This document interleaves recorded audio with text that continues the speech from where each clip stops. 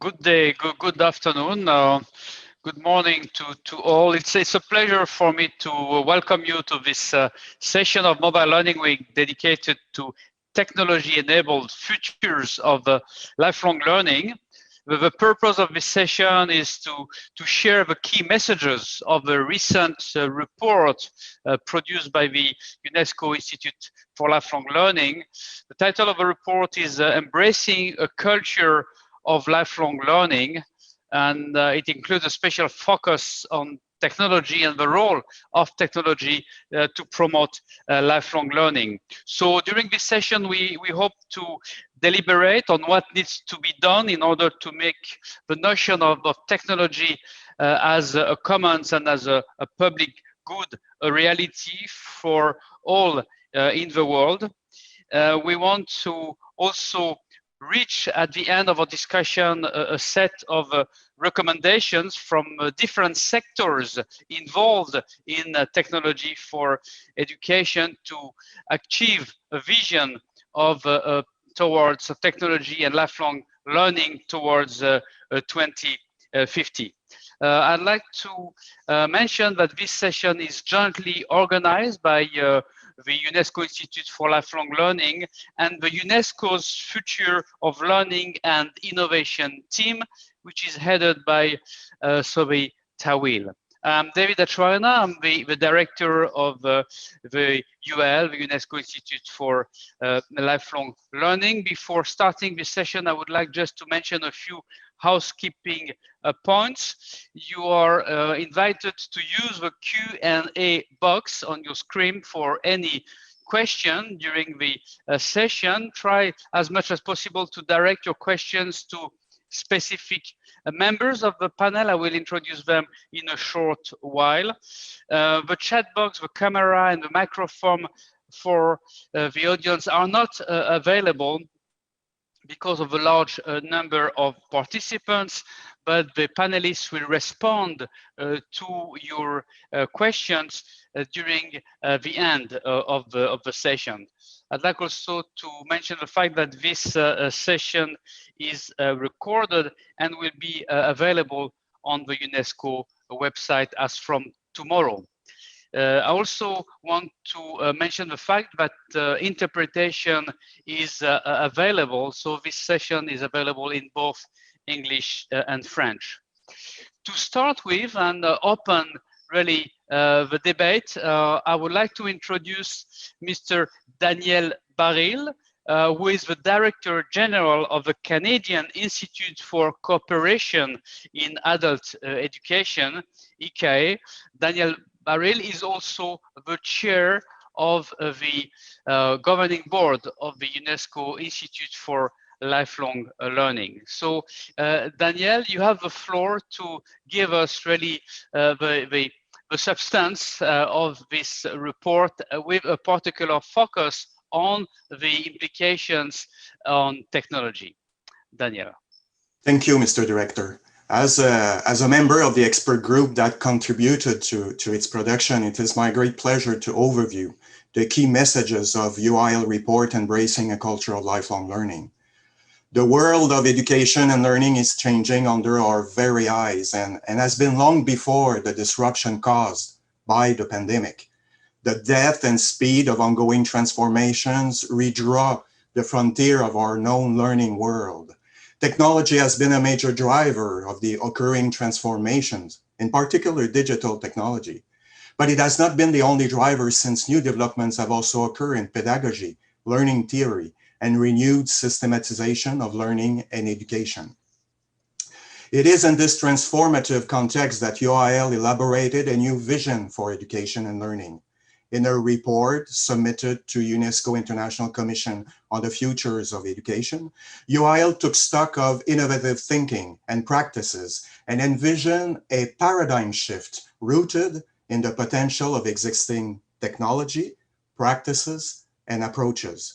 Embracing a Culture of Lifelong Learning is the title of UIL report, but it is also a call to bring to completion the promises of a universal human right to education. To implement the paradigm shift called for, the report proposes action points. A holistic understanding of lifelong learning is a necessity, given that learning occurs at all ages, at all stages of life, in all places of learning, by all individuals, and relating to various subjects of interest. To ensure that lifelong learning contributes fully to meet the complex and interrelated challenges facing humanity, transdisciplinary research and intersectorial collaboration have to be favored. In a world where inequalities persist, vulnerable groups have to be at the core of our lifelong learning agenda. We should aim to establish lifelong learning as a common good, and doing so, prefer a democratic and participatory governance and free and open education resources. We have to make sure all can access learning in technology, in particular digital technology, which should be put at the service of lifelong learning. Existing learning institutions and sites, such as schools, universities, and the workplace, have to transform themselves to become lifelong learning agents. The collective dimension of learning has to be recognized and leveraged in order to take advantage of peer-to-peer learning, learning from others, learning in collective community, intergenerational and family contexts, and learning in public and local spaces, including cities. Finally, we have to recognize lifelong learning as a human right, to adjust obligations to the expectations of a knowledge society, and to strengthen education and learning provision for all. Digital technology has a major role to play in making a reality of such a blueprint. Learning digital skills is more and more a prerequisite of modern life. Leveraging digital platforms to manage learning pathways within a complex and diversified learning ecosystem would give learners and their communities the technological tool to find relevant answers to their learning needs. As digital technology is proprietary and market-based, a dialogue with the private market actors is fundamental, more so within a vision stressing the public and common good and free and open educational resources. To foster a dialogue about this role that technology could play in embracing a culture of lifelong learning, the UIL report proposes a new initiative towards 2050 digital learning technology for the common and the public good. I greet colleagues joining us for this roundtable, and I thank them for sharing with us their expertise and their thoughts as UIL and UNESCO deepen their understanding of the challenges raised by implementing a lifelong learning culture from now till 2050. Thank you.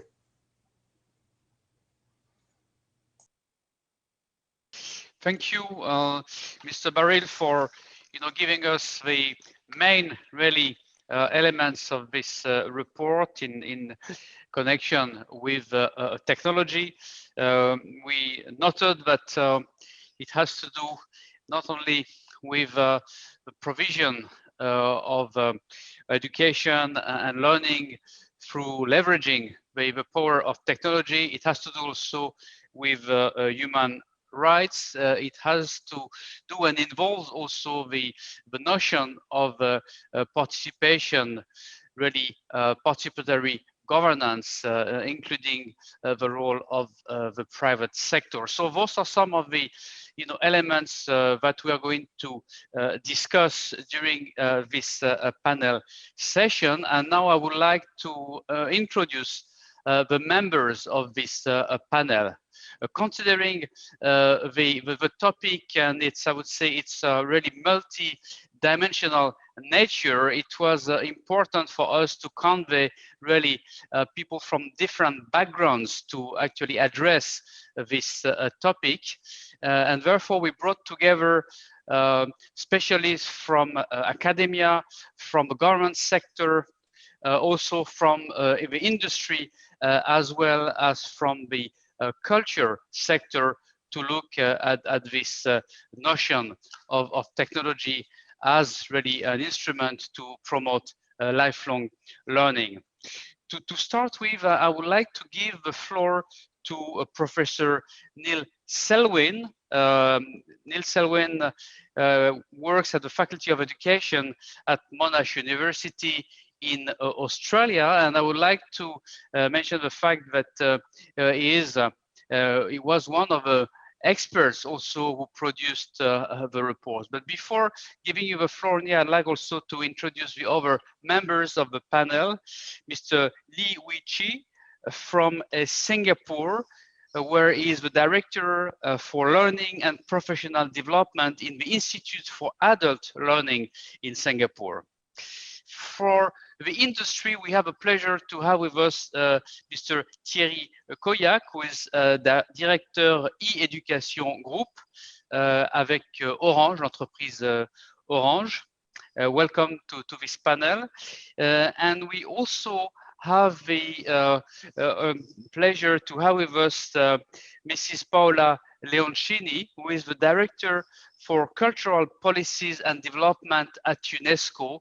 And we are very happy to have you on board as well, considering also the importance of the cultural dimension of this debate.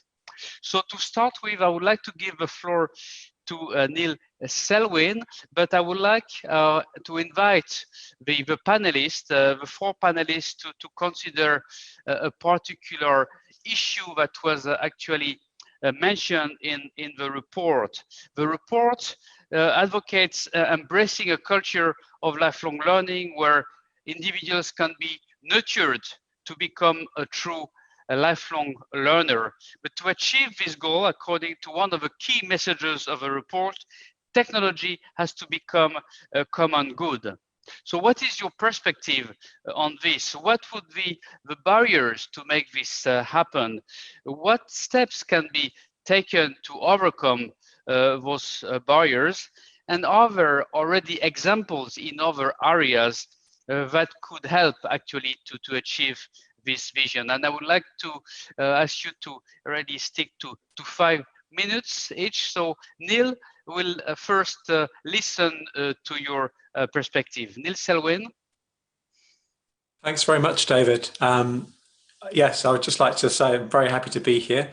I would like to raise two immediate issues, which I think are very familiar to these sorts of discussions. And I'd also like to raise one longer term issue, which is not usually talked about in terms of technology and education.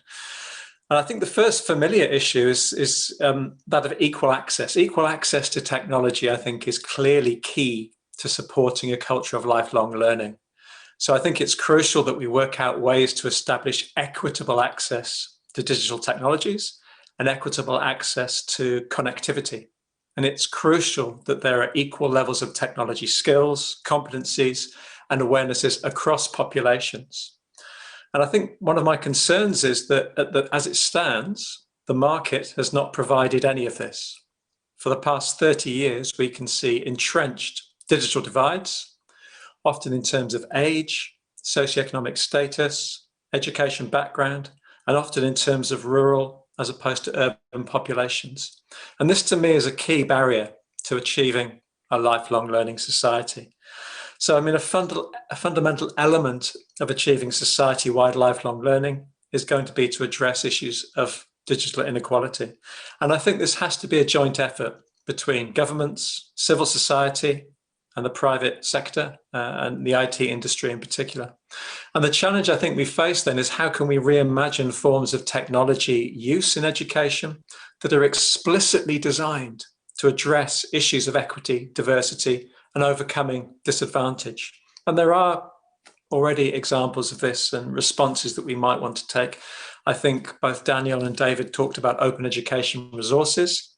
And I think free software principles as well are really important. And this idea of designing digital infrastructures explicitly around values of social justice, explicitly taking a lead from developments in areas such as respectful design and design justice. The second familiar issue, I think, and I think the report's emphasis on establishing technology as a common public good is a deliberate form of words, this idea of common and public. And again, we can raise concerns that too much of the current forms of technology, which we're relying upon for lifelong learning, are based around private proprietary interests.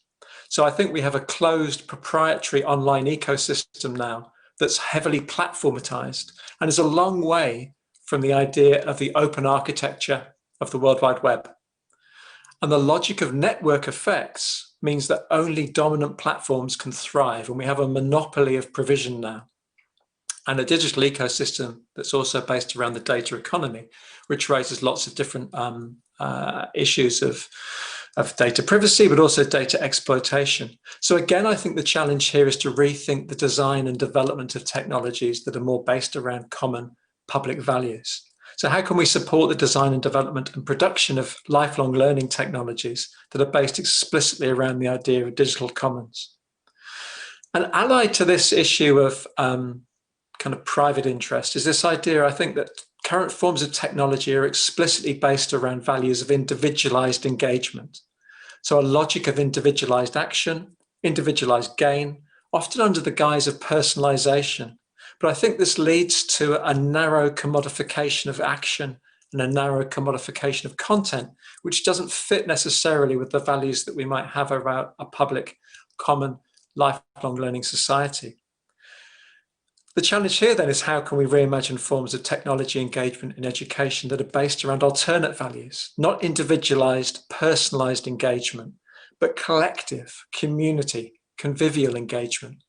And I think, again, the responses here need to center around values of open and free software development, but also reframing technology as a community resource and designing digital infrastructures explicitly around goals of co-design and democratic involvement. So in some ways, I think we need to think of a new culture of technology design, development, and distribution.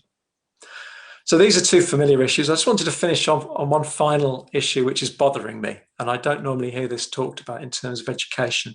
And this is the tension, I think, between digital technology and environmental sustainability. If we're thinking about 2050, I think we need to think about 3 decades hence. Current dominant forms of digital technology in education, I think, are dependent upon what might well prove to be unsustainable levels of energy consumption and natural resource consumption.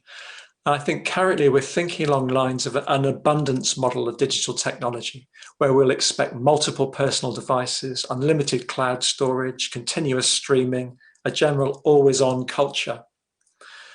And I think at the back of our minds, we're beginning to think that perhaps this is not sustainable over a 30-year period. The production of digital devices, for example, already involves a depletion of natural resources, rare minerals, and excessive energy costs. We know that data storage, for example, already requires excessive energy demands.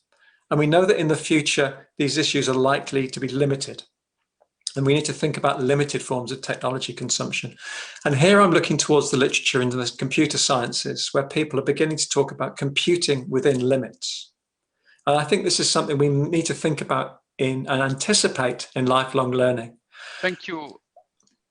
Thank you very much, Neil, for this and for ending on this, forward-looking dimension on the environmental implications also of the models we want to promote. So in other words, social justice, democratic participation, joint governance are important elements, but we should not also, forget the environmental sustainability dimension.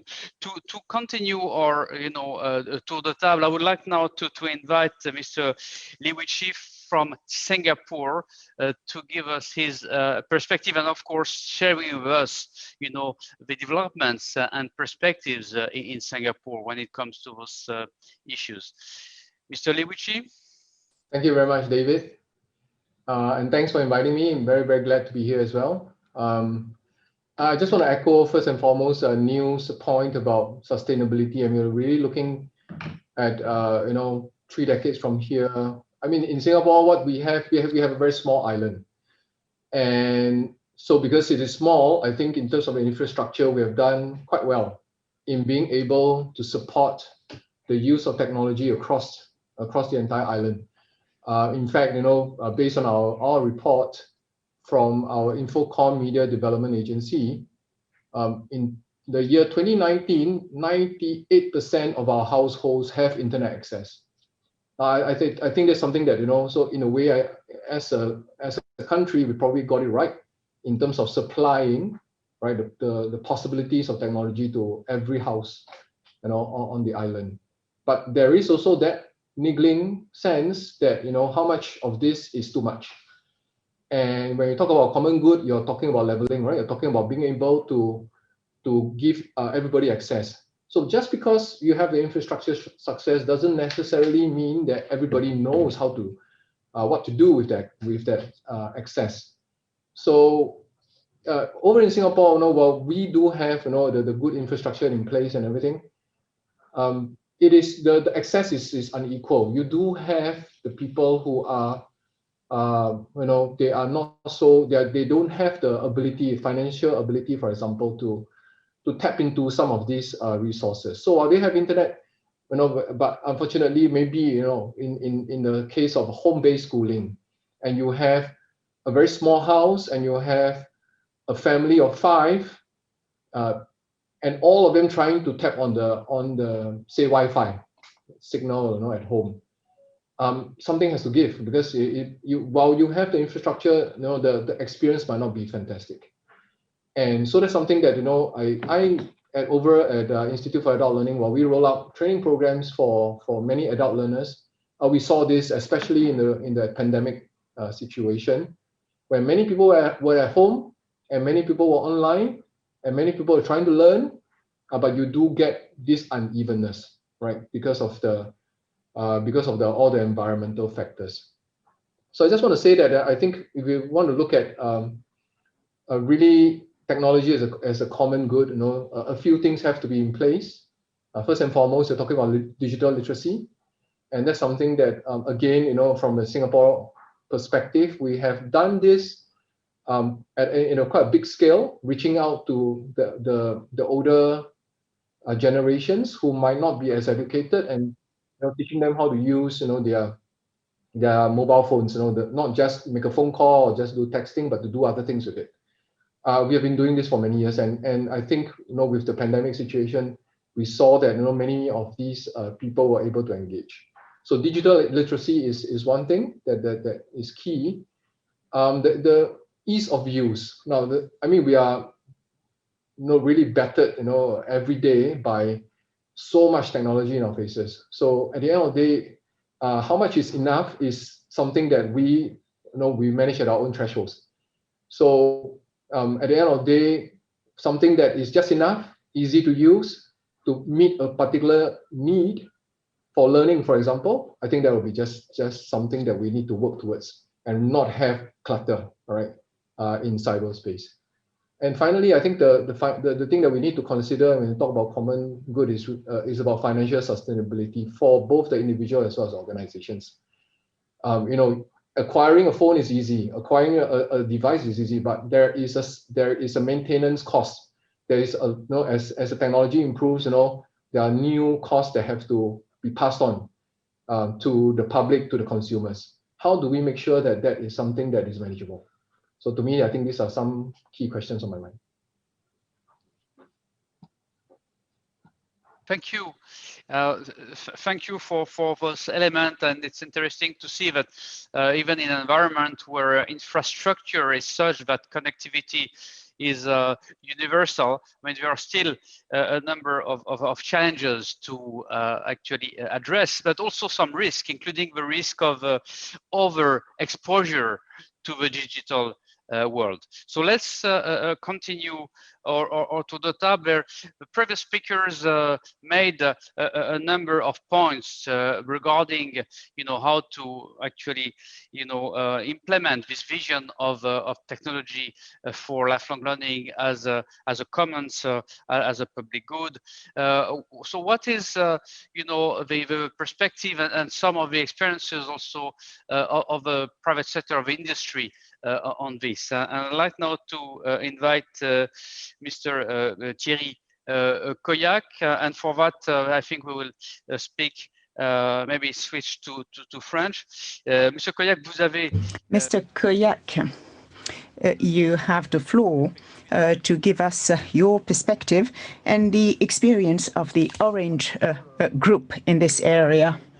Now, digital technology is adapted for lifelong learning because it makes it possible to learn from your home, from work. So at work, learning can be almost permanent.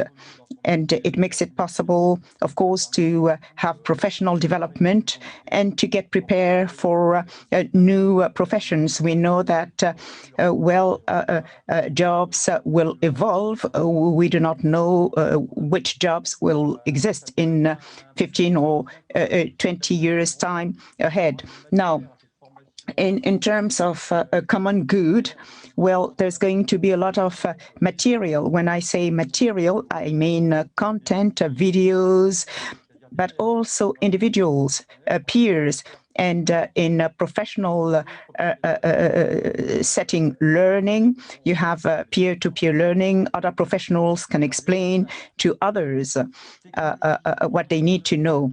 Now, what are the barriers in developed countries? From the practical point of view, there are no obstacles. The terminals and networks are present, but what is lacking are institutional initiatives. Digital is not institutional. I think that if the governments had the will, that could change, more particularly in the post-pandemic area. Now, in developing countries, well, you have a lack of terminals and also insufficient network development. To overcome these obstacles, as I said, for developed countries, there should be real institutional initiatives driven by ministries, governments, and in developing countries, we need initiatives to move on to digital literacy in secondary schools. We know that the traditional means are not sufficient if you compare it to the needs and to the demographics. And when you look at all the professions that need to be developed to meet the challenges and to make people actors of their own development. So that is Orange vision on this issue. Thank you. I also wanted to highlight the diversity of situations depending on the context. Accessibility to network, but also to individual equipment vary from one country to another.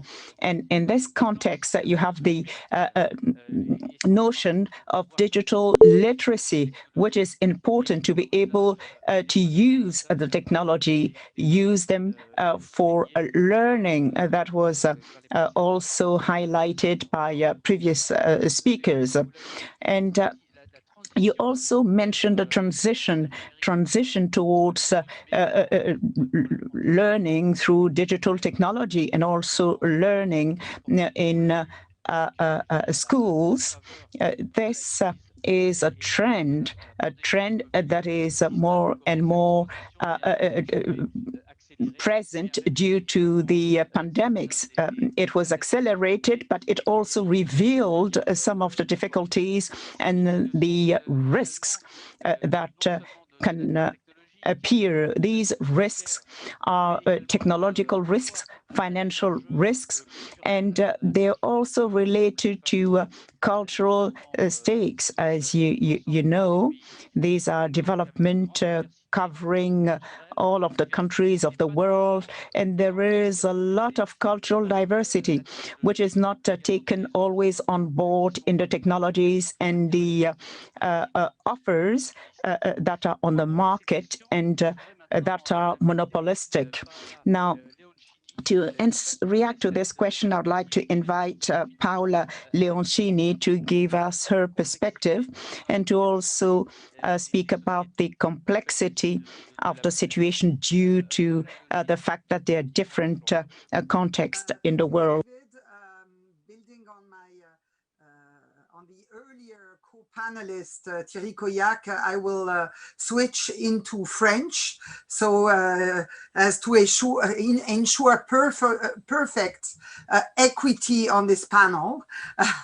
So je voudrais me raccrocher à deux points. So there are two issues that I'd like to mention, which were highlighted by Professor Baril, but also by Neil Selwyn, which is the principle of lifelong learning, which is essential in terms of need, and it is also based on equity reasons. Now, technology as common good, well, you cannot omit the fact that if it has to become a common good, which it is not today, I think that everybody agrees to say that out loud. This technology has to take into account cultural diversity. Cultural diversity is a distinctive feature of all our societies, whatever the country. Human societies are multicultural societies. Therefore, this cultural diversity is one basic dimension to be taken into account in the futures of education. Now, the three ideas I would like to mention that the first is that given the fact that cultural diversity is a common good, it is related to equity, but it's also to basic rights. Anybody has the right to have access to content based on its the person's cultural context in the language that the person speaks, and diversified content. And so this is a basic principle that has to be taken on board for the future of education, but also the futures of technology, because one cannot develop a technology used by humans if that technology cannot take into account the needs of the multifaceted and multicultural needs of such societies.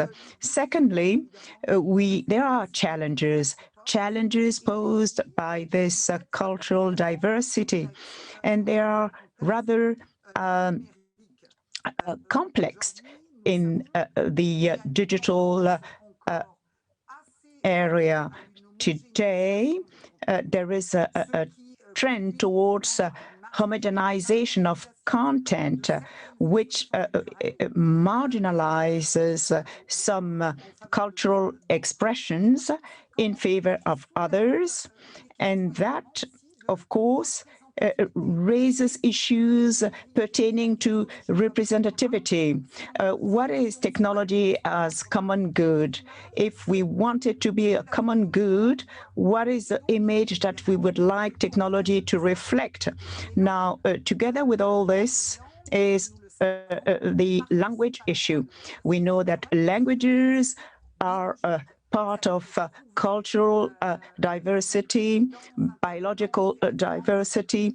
Previous speakers spoke about the impact on climate, climate change. If you say cultural diversity, you also say biological diversity and impoverishment of language. This is the second idea that I wanted to mention, challenges of online cultural diversity. And finally, I'd like to say that now diversity is about content, a fair representation of cultural expressions and multilingual expressions, and also access. The previous speakers mentioned that. Now, when you speak about access, it's about access to software and to hardware, but also modalities which are adapted, fit for purpose, adapted to the cultural diversity of the public, those who are accessing, those who are looking for information, as Thierry Coyac said, but we also have indigenous populations who have a specific access need. So I will conclude by saying that diversity of cultural expressions online is important. It's also one strong expectations from member states of UNESCO, because I'm also here representing the cultural sector at UNESCO.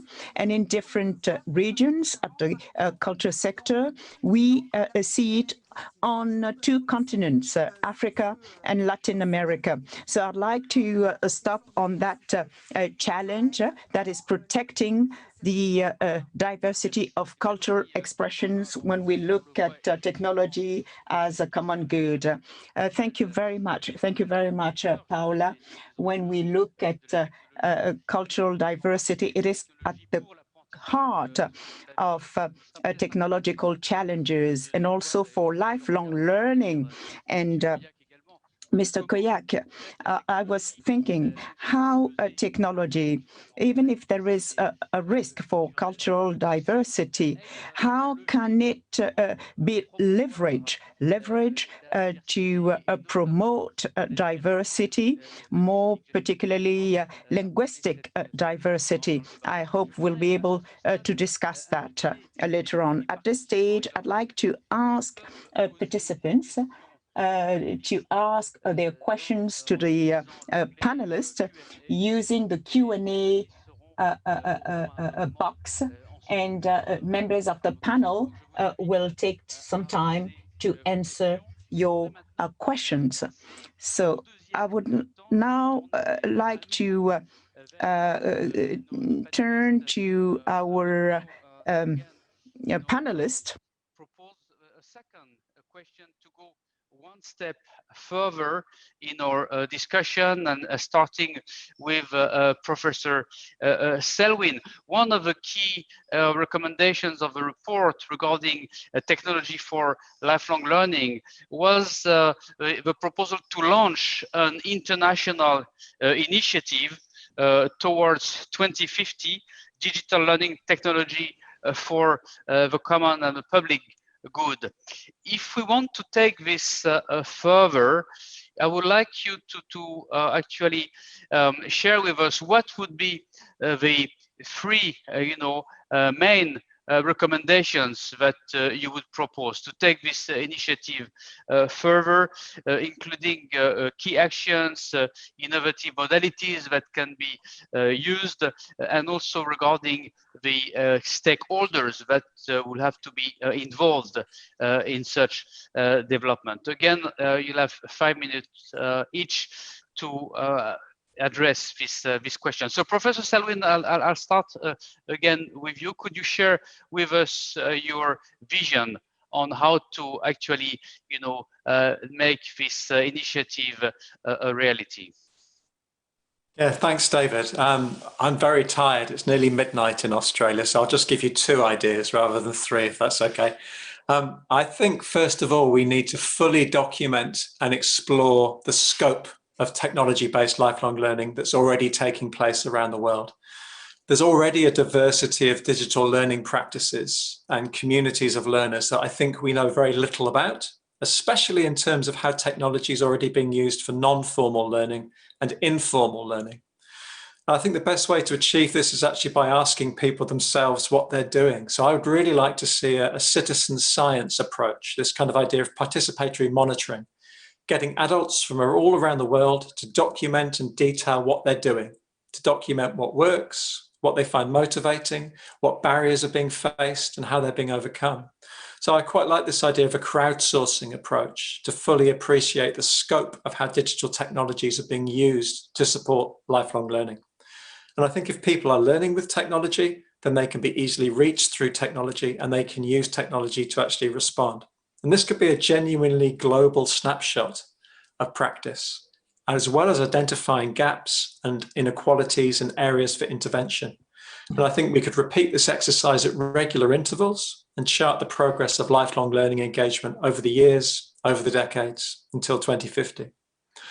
And the second thing I think that's really important is we need sustained efforts to raise public awareness and public understanding of lifelong learning, maybe a public education campaign. Creating a culture of lifelong learning clearly requires institutions, which is why the expert report made recommendations about establishing ministries of lifelong learning. But it also requires shared understandings and ongoing conversations. And my own research into what makes a lifelong learner, we found that learner identity is a key element to people engaging in lifelong learning. And this idea of learner identity is straightforward enough for those from privileged backgrounds who have the requisite economic capital, social capital, cultural capital, and an established background of educational engagement. But developing a learner identity is far less straightforward for those who are lacking these backgrounds and capitals. So I think it's really important that we raise public awareness of the different forms of lifelong learning, different opportunities. People need to be able to see the different types of lifelong learning that exist and be able to see the benefits of engaging in lifelong learning. So I'd love to see regular, coordinated, national, and maybe even global promotions of lifelong learning as a concept. This would involve key stakeholders like governments and ministries and media organizations, education providers. We have very successful public health campaigns. Why not have public education campaigns?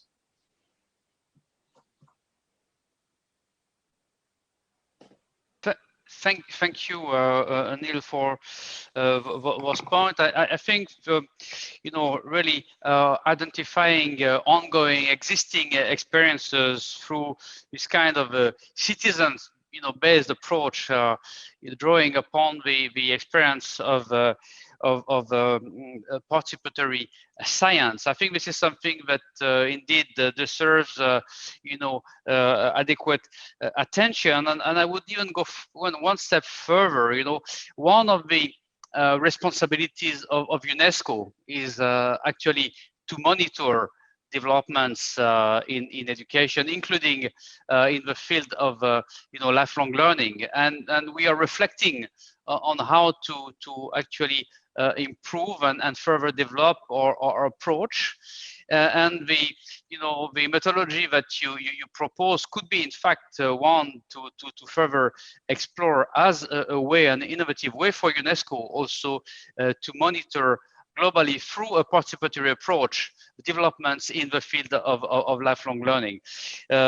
Public awareness of lifelong learning is also something I think which is quite important in relation to building this identity as a lifelong learner. I would like to mention one experience that we are seeing within the UNESCO global network of learning cities, where actually celebrating learning is a very important element. So indeed, as you indicated, national campaigns have a role to play, but it's also important to take into account what's happening at the more local level. And we have interesting examples of the learning festivals that take place already in a number of cities across the world. Now let's move forward, and in particular, let's see how the thinking and the experiences in Singapore could actually help to build this new initiative. Mr. Li Weiqi. Thanks, David. I work in this place called the Lifelong Learning Institute. It's quite a big building, and in this building there are many private and public agencies offering adult education, adult learning, to various segments of the workforce. It is a brick and mortar building, and if you're talking about the way that learning is being delivered, primarily, pretty much still face-to-face. But we saw as well, with the COVID-19 situation, that that is not doable anymore. We're all on lockdown for a few months, and it's still pretty much, we're still off-site quite a fair bit. So when we talk about really how do we follow through, the carrying out of a digital learning for the public good. I look at my building and it's pretty much empty now. Then what do all these agencies and how do all these companies move, right, to another different plane? And we are talking about new business models for online lifelong learning. These are companies, right? They are helping the individuals to learn for their jobs and whatnot. And so then how can we then lower the barriers to entry, because technology comes at a cost?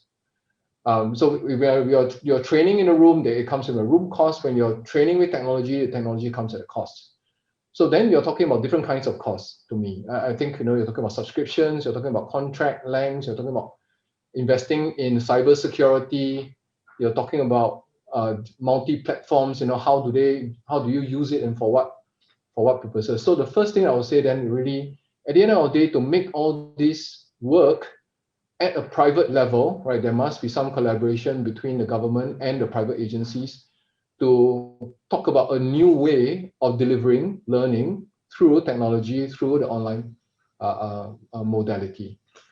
The second thing is really, we talk about it being a public good, but again, I come back to the fact that technology provision, it is something, that has the dollars and cents in it. So when we talk about it as a public good, and public good means that everybody has equal access, but as I mentioned earlier, Wi-Fi is limited, right? So 10 users, the Wi-Fi is not as good. 1 user, not too bad. So how can that concept of public good apply to technology? That's something that I'm trying to reconcile. I don't quite have the answer yet. But then I'll imagine that, again, governments will need to come in, to say that, we want to make education, available for all. So are we talking about something like a technology tax? I don't know, maybe those people who have, to contribute to those who do not have it, through some form of social leveler. And the last thing that I thought of really was, we think about it as a public good, but what about the idea that, is a public bad, right? Because again, a notion that we talked about is that not everything about technology is great, right? There are health concerns, with prolonged, use of technology. There are addictions, that are associated with the use of technology. You have, online behaviors, that they take on a certain life of its own. So, it's very much like, too much free candy, you end up with bad teeth and maybe diabetes. So at the end of the day, do we also need to look at things like Neil also mentioned, education, right? Awareness programs about what all this means, right? So while it is good for learning, how do we manage it so that, the society can handle it? Are we talking about regulations that have to be put in place to guard, the use of technology at a national platform? So these are just some of my ideas at this point. Thank you. So technology can be good, but it can be bad as well. Thanks for reminding us this dimension. You ask questions about the possibility of really applying this concept of the commons, of the common good to internet, to technology. Is it really, applicable? This is something that maybe we will hear from our colleague also, Mr. Koyak, about this, from the perspective of the industry. Thierry Koyak, quelles seraient selon vous donc les étapes? Mr. Koyak, what are the priority steps to put in place to really follow, to promote this idea of this initiative by 2050? I would like to come back to the question of language diversity. I would like to promote a platform of Orange with Africa, which was launched 3 weeks ago. It is a training platform, and the first one was on financial inclusion, and it was translated in July by an agency in Côte d'Ivoire. And this shows how the use of technology can create a very good local training. So I'll come back to the question you asked me. The first comment is that 2050 is in 30 years. This scale in the digital world is not 30 years, but it's really 3 to 5 years. And my second point would be that when you look at what is done in this area, there are a lot of personal initiative. For example, Khan Academy, Wikipedia is a personal initiative as well. Someone wanted to do something, and when you look at a consortium of great companies, they could have done it, but usually it's a personal initiative that makes things go forward. So when you go to a substance, when it comes to Orange, we talk about technology, new technologies, and today we have access to everything, but if you do a search in Google, you'll have 50 million answers, and so you don't understand everything. And when you look at 2 to 3 things, and then later everything disappears. So what we should do is have a platform for lifelong learning, where you will find everything that you need in a targeted way. For example, I'm here, I do this job, I have this background, this is what I need. So this could use artificial intelligence and data, because you need to have really a personalized approach. But this is something also that is useful in high schools as well. For example, you can have a platform where you start when you're 5, and then you stop when you're 100 with this platform. And then you would find there everything that you need to continue to evolve and to learn, with a lot of content that already exists. For example, the French Agency of Francophonie, which has collected a number of content that exist in the world, but also when it goes further than content, as I said earlier. What's important is interpersonal relations.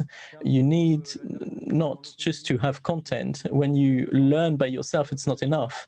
You need to learn with other people. When it comes, whether it is online or offline, you always need someone to help you. So there could be a communication platform with other professionals in a similar situation as mine. It could be interpersonal, so you could talk with people who are already in the work, but there could also be a social network for lifelong learning, where you would find people. And when I was talking about high school as well, you could have people, you could have a platform for orientation to find the job that you want to do in your life. One of the big problem of high school is orientation, because people don't go towards where there are jobs, because they don't know where those jobs are. So really, these platforms could allow you to find things that you could do, and to give you the wish to learn. And then there's another point that is important, that is linked to developing countries, and this third point is access, which is an important question. So it's linked to what we said before, the fact that we need individual device. We have smartphones today, but we don't know what it will be in 2050. So this device that we have with us all the time, and with connectivity at all times. And this morning I was with the audiovisual ministry in France, and when we talk about equity, you have this right to access. So it's something that you should have all the time. That's what I wanted to contribute with today. Thank you for those different points, and for reminding us that although this horizon is very far away in time, we also need goals in the short term. And this idea of creating a platform for lifelong learning is something that is really important, and that would be useful. And it's one of the topics that was also mentioned by the report that was presented by Daniel Barrell. we have a platform to access of content, but also for creating interpersonal relationships. And this also goes back to the identity of a lifelong learner, which was underlined by Professor Selwyn. And I would like also to come back to what you said before about the need to truly develop this wish to learn, this pleasure of learning, which are also very important elements when you want to create a culture of lifelong learning. And those characteristics also bring us back, Paula, to this idea of culture. And I would like to give you the floor for the last time to really speak about the cultural aspect of this initiative that could be launched. Thank you very much, David. I will try to be brief because we're almost at the end of this panel. And I would like to give you a point of view that is really down to earth and really pragmatic when it comes to the cultural aspect of the question. And so what I wanted to say is that when we think about lifelong learning, and when we think about the way that lifelong learning can be used as a common good, and what it has to take into account, the three main elements for me are the following. First, you really need to talk about contents. We talked about them, and what we have to do is to promote the integration of the principle of respect of cultural diversity. I know that in the chat there were questions about where do we stop the respect of cultural diversity and when do we take into account hate speech, and I want to really answer this question in the chat after my intervention. But what I want to say is that the principles of cultural diversity, which is really a hallmark of all society, has to take into account digital content. And the second principle, it's multilingualism. This multilingualism concept has to be integrated in the regulation of online content. It is a big question which implicates Francophonie, but also other actors, and the integration of multilingualism in the digital world in lifelong learning, I think, is a basic fundamental principle. And the third point that I wanted to mention, it's the question of access that we talked about a lot today. And I would like to say that when it comes to the cultural dimension of development, it is important to invest in our knowledge and our research truly in the question of access. It has to be truly fair and equitable. This idea of equity has to take into account different types of codes in culture, different type of cultural manifestation and cultural forms that exist in different communities. We talked about individuals and collective, but there are different types of access, and we need to have diversity in research, to have diversity in what technology creates and allows for population and societies, including for populations that are not populations that follow the codes of access to technology that exists today. And I think that is truly fundamental when it comes to respecting cultural diversity in the world. And then a last point, which is linked to the question of platforms, platforms that were mentioned in our discussion today. I think that I should really mention a question that is the question of regulation of big platforms, digital platform, to really strengthen cultural diversity. We can't have cultural diversity with monopoles, so we need to strengthen the cultural diversity of content and allow countries to invest in the digital world. This isn't possible today. and we need to do it with countries. Liwi said it, not all countries have the means to access to platform, and we need that all countries have an access for all to truly guarantee diversity in our discussions.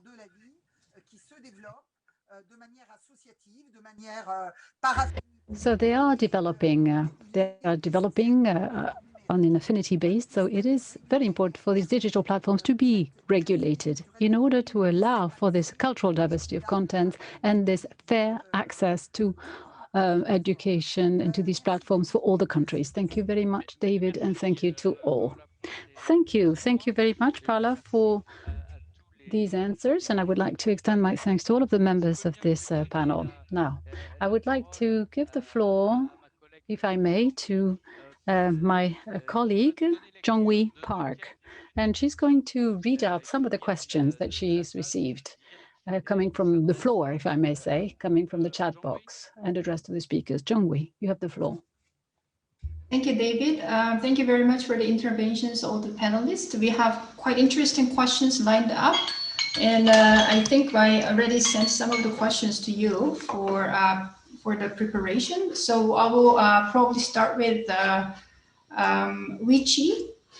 So we have a question about how, from the audience, how this lifelong learning can be funded. As the national agency, I think you can have some ideas how it can be systematically funded. Yes. How can lifelong learning be funded? So in Singapore, we are big on this because people are our only asset. We don't have any natural resources, so we have to invest in our own people and ensure that they are upskilled, reskilled, and ready for whatever comes. So lifelong learning is huge. It is something that is the government does invest heavily in. I must say that I am not really from the government. I'm actually part of a university, Institute for Adult Learning, but we do work very closely with our agency called Skills Future Singapore, and they are really squarely looking at, so how do we get the working population to be ready and to future-proof them. So how can it be funded? I think that that's something we have been doing for decades, actually, right? We have there is a tax called Skills Development Levy that all employers have to pay, and that goes into a common pot, right? That the organizations can also draw down for training for their staff. Increasingly, I think and befitting this particular theme for this Mobile Learning Week, we are also seeing that the online learning and the use of technology is a way to go, because we are facing things like companies can't release their staff for training, right? And sometimes there's a huge opportunity cost to that as well if you are a sole proprietor, right? And if you go for training, you actually you go for one day without income. And there are all these questions about efficacy, right? The effectiveness of face-to-face training. So we begin to see that online learning holds a certain premise about the timeliness of it, about the size of it, so that it's just in time, and just for to fill a particular need. So that funding now, as we have always had the pot of money that we do invest in the workforce development. I think there are shifts in the way we are thinking about what lifelong learning means, right, for the Singapore working population. So then how do you fund? What do you fund? To what extent? These are questions that are being debated about, but the government, the good thing is the government is heavily invested in it. We have lots and lots of different schemes for different types of profiles. If you are above 40, you get very good subsidized training in all various forms. We don't talk only about training, we talk about things like workplace learning. How can you learn at work rather than have to do it offsite and stuff like that. So there are all sorts of different variations that we are funding at this point. Thank you very much, Chiwi, for your answer, because I think Singapore is one of the champions in the world who's actually doing really big commitment for lifelong learning for all. So thank you for the answer. I'll go for Neil next. We have two questions for you, actually. You said we have to focus on this community-centered approach. And in your definition, what is the boundary of community? That's the first question. The second question is there any organizations or observatories currently carrying out the citizenship participatory monitoring that you have mentioned? Yeah, two questions. Thank you. Thank you. Yeah, so in answer to the second question, not that I know of, no. I was hoping UNESCO could do it. That was why I suggested it. In terms of the first question, that's a really good question. Community can mean lots of different things. For me, when I was talking about community, I was really trying to focus on the local, the micro local level. For me, the key to good technology is the local context. And also this idea of appropriate technology that's appropriate for local context, local communities. So for me, the idea of community links to this idea of design. I mentioned the concept of respectful design or design justice.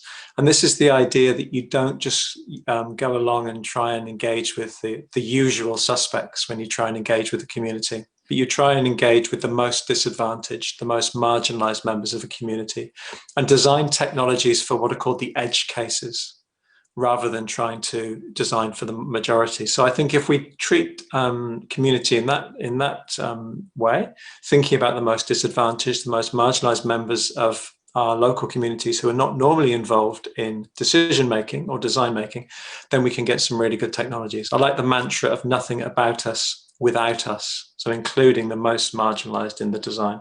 So the ideas of co-design, participatory design must be about including those groups and making sure that we have technologies that are designed by all, not just designed for all.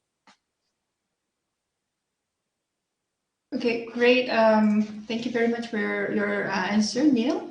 I'll move on to Paula. There was a question, and actually I was very interested in your intervention on this multi-linguistic perspective on the digital contents, because I think 60% of the contents in all the website in the world is actually in English, and then the rest 40% are shared by the other 30-something languages. So that's actually a very important aspect that you brought in, and probably we as a panelist have to think about this multilingualism and how we can actually achieve this. But the question from the audience is actually quite different from this multilingualism. There is one question from audience on online disinformation, misinformation, disinformation, hate speech, etc. And how do we protect possibly unsophisticated new users that have been brought online while still preserving notion of cultural diversity? Thank you, Jongi. Let me start by maybe just making a point on the issue you raised on multilingualism. There are many very interesting experiences, across the digital world of using languages, including, languages that are not in the international realm. And we've seen also quite interesting experiences at UNESCO of community-led projects, whereby the use of multilingualism in the digital world has led to an adaptation also of the development of codes and codification, influencing also software development. I gave the example of indigenous communities, but there is some movement. There is an interesting dynamic there. And I think that Neil made a good point. It's about designing by all and not just designing for all. It's designing by all. So this is a very critical point. Now, let me go to the question.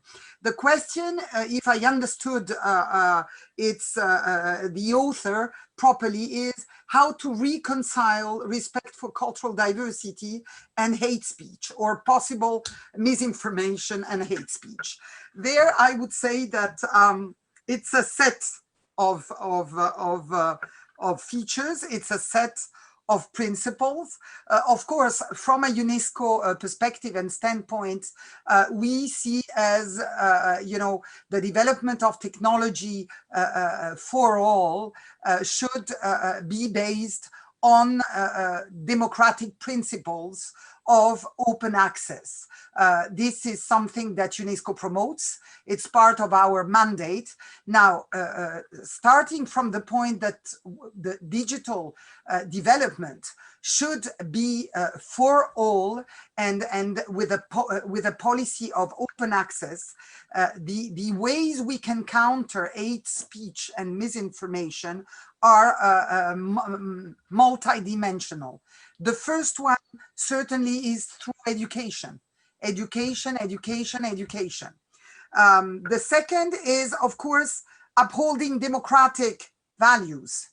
And democratic values run against hate speech, against rejection of the other, and this is important. Of course, there are three more pragmatic dimensions that have to be taken on board, in particular by governments, but not only, also by the civil society and by the private sector. And these are the role of the media. What is the role of the media in being able to fight hate speech? And media play a very important role. Together with this, there is, the principle of media literacy, avoiding stereotypes. The media plays a fundamental role in sustaining democracy and in fighting hate speech. So media literacy is critical, and media literacy should embed respect for cultural diversity. And lastly, of course, as I said, education, which means enhancing awareness on the importance of cultural diversity. Cultural diversity doesn't mean the violation of human rights, individual and collective. And so, again, education means also enhancing awareness to what are the fundamental human rights. And lastly, the famous buzzword, which is regulation. Regulation needs to follow. So I hope I have responded to the gentleman or the lady who has raised this issue. Thank you. Thank you very much. That's a very good answer. Thank you. We have two more questions. I move on very quickly. Mr. Thierry, what would be the role? There was a lot of questions actually about the digital device, right? So what would be the role of IT industry to reduce this digital divide between the rural and urban area, also between the have and haves not, and between the developed and developing countries? Do you have an answer for that, Mr. Thierry?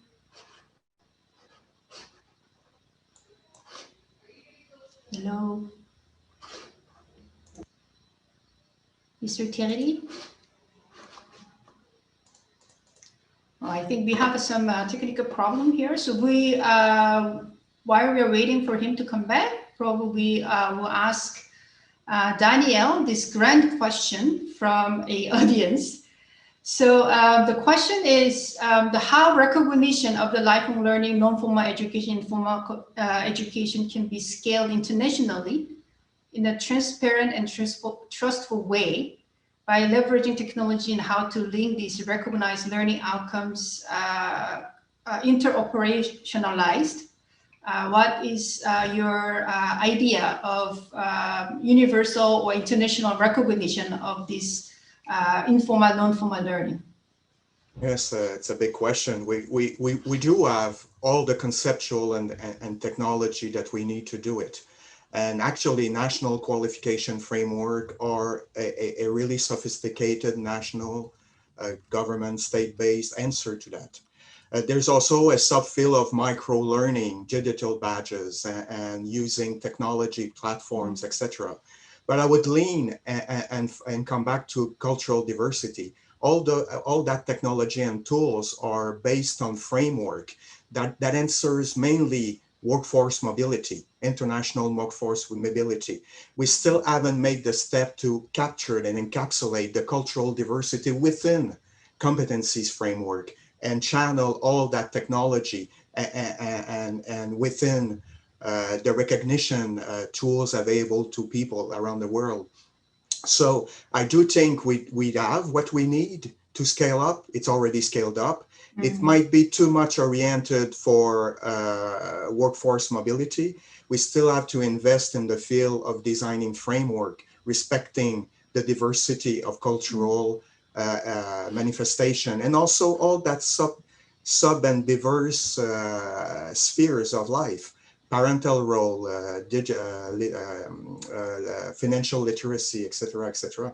So we have what we need in terms of conceptualizing and tools. What we need is to spread out towards different spheres of life and not only economic-based perspective. Okay, thank you very much, Daniel. So I think that's all for the time that we have. We still have some questions in the Q&A box. If panelists, if you would like to answer any of those questions, you can go in and answer the question in text.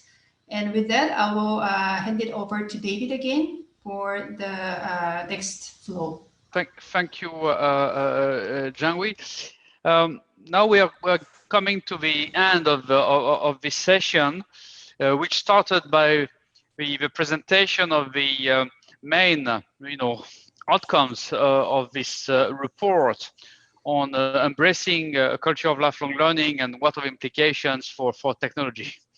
Daniel, you gave us a kind of a very condensed introduction to the report. You heard the discussion and the contributions of the panelists. Would you like maybe to react on one or two of the points that were made this afternoon? Thank you, David. It's always a privilege as a member of an expert group to throw out in the open a proposition.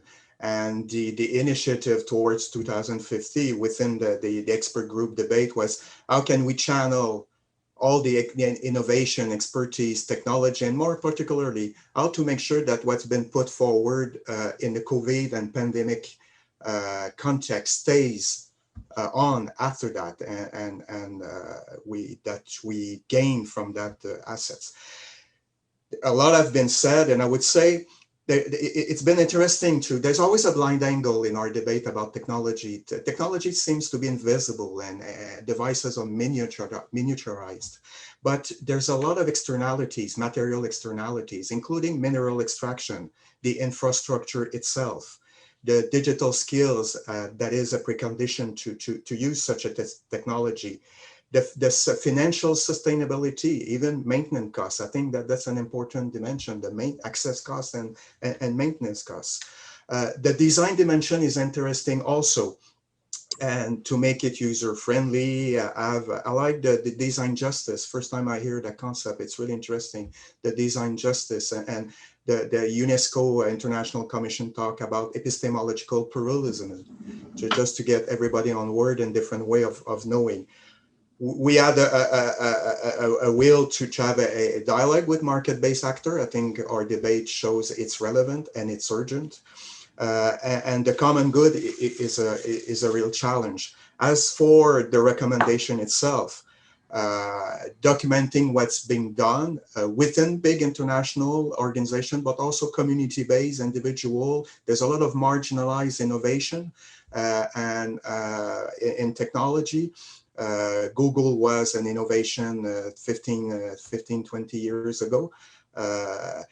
Raising public awareness, it's interesting because we might be a step in front of ourselves, thinking that a culture of lifelong learning is there. We need to master technology to concretize it. Maybe we should fall back a bit and look, is there such a culture within people before we give them or we scale up a tool, a technological tool? Access is front and center, and it's been kind of really a complex dimension: financials, delivery channel, individual, cultural, and community based.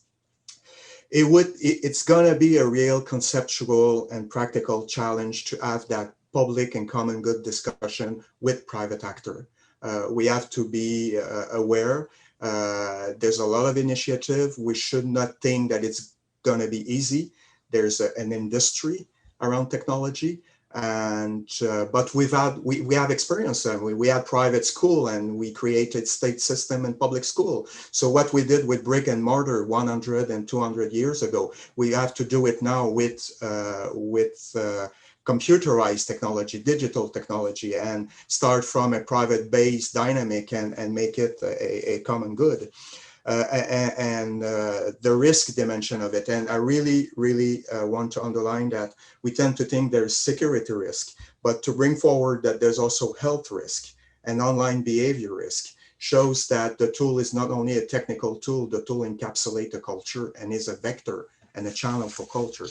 To end, I would say at the beginning, somebody said, open up to the future and the sustainability dimension. It is a material one. All the preconditions that I mentioned earlier. It is a financial sustainability one. And to close, and je vais y aller en français aussi pour prêcher par l'exemple. Let me also this in French, talking about cultural diversity. This instrument can indeed contribute towards increasing cultural diversity. There are examples of applications based on AI that allow people to learn a dialect. And this is not going to be a very costly solution. So there are possibilities out there. But the problem is uniformity could be a problem. And cultural harmonization at the world level, both from a linguistic standpoint and a standpoint of values, too, that could also be become uniform. So indeed, sustainability of the use of these fundamental technologies has to be discussed. Now, these technologies, we have to make sure that they don't have a cost, both material, human, and financial, that would be overbearing, that would be too much. Thank you, David, for your comments and remarks. I would like maybe to give an opportunity to our panelists. Unfortunately, Thierry Koyak had to move to another event, but I would like to ask the three remaining panelists if they would like to, add a last word, just not more than 30 seconds each. Neil, would you like to start? Yeah, I would just like to say, I think that it's not a case of being for or against technology. Technology is here. We just have to make sure that it works for us and works for all of us. Thank you. Liwichi? Thanks again for having me here. I like the multiple perspectives that have been offered today. At the end of the day, it's really something that I guess the government and the private enterprises have to work hand in glove if you really want to make this a vision, right? The technology can be used successfully, effectively for learning for all. Thank you. Paola? Oui, merci David. Alors, le dernier mot, évidemment. Thank you, David. Last word, cultural diversity. I think that Daniel Baril also stressed it in his concluding remarks. Once more, if technology has to work for everybody, it has to reflect the inspirations of all the people who use it, all the people on the planet. So I'm sure that technology, research, education, but also AI, but not only, based on ethical values and basic rights, should make it possible to drive technology towards more equity and taking into account cultural diversity. Thank you. Thank you very much, Paula. I think it's time to conclude. Now, around this debate, we've heard about technology,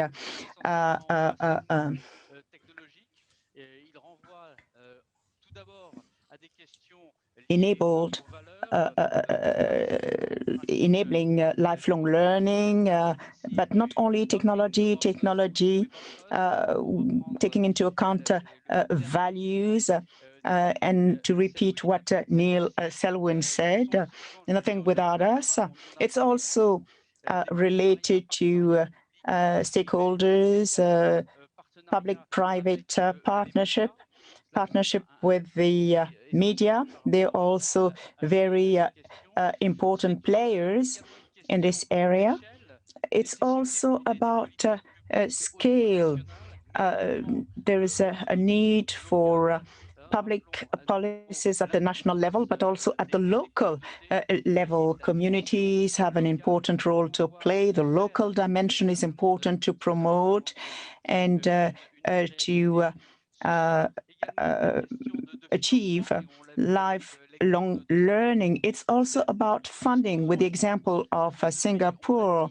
Of course, some countries have built financing systems based on the contribution by employers to train their employees, but how to move from this market-based setup to financing systems for the well-being of all. I think this is important for lifelong learning. We also have the issue of regulation, which is important, the role of the state, the role of legislation, and the rights dimension, how to make sure that lifelong learning is a universal right. We've seen a country like Singapore, which is really committed, which is really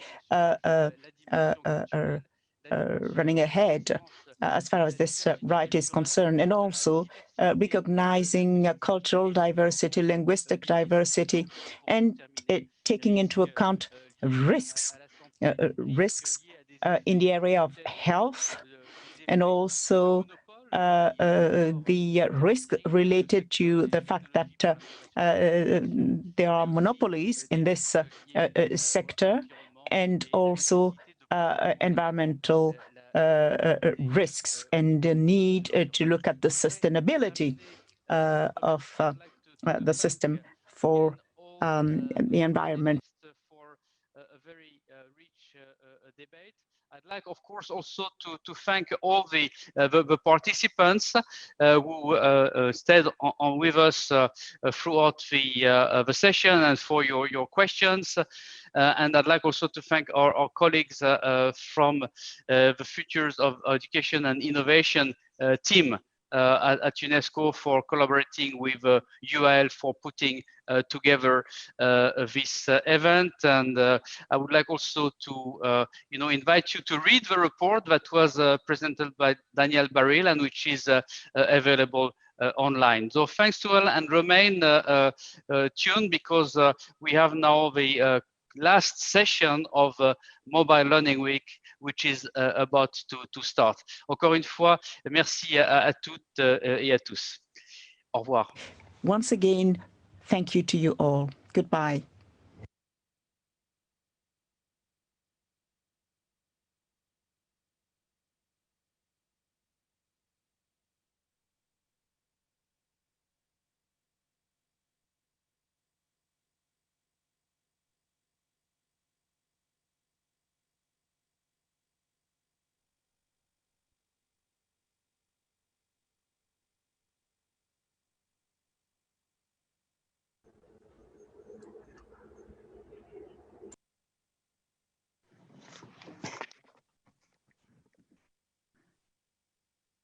Greetings to all. As was just mentioned, we will be starting in just a few minutes the last panel session of Mobile Learning Week. So please remain connected. In just a couple of minutes, we'll be starting.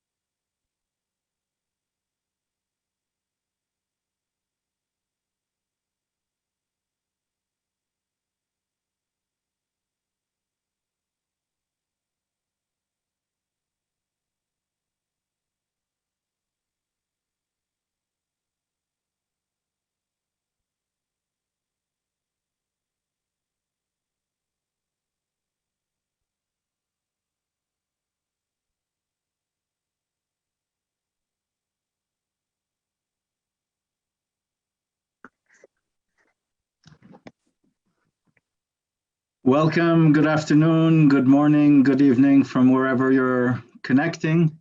Welcome to this concluding high-level panel of the conference on Beyond Disruption, Technology-Enabled Learning Futures. This session aims to highlight the main policy lessons based on our collective experience in the large-scale deployment, the unprecedented large-scale deployment of technology to respond to the COVID-19 disruptions, and to suggest what this implies for our established understandings of education development, as well as for our ways of working together as we strive towards more resilient learning systems for the future.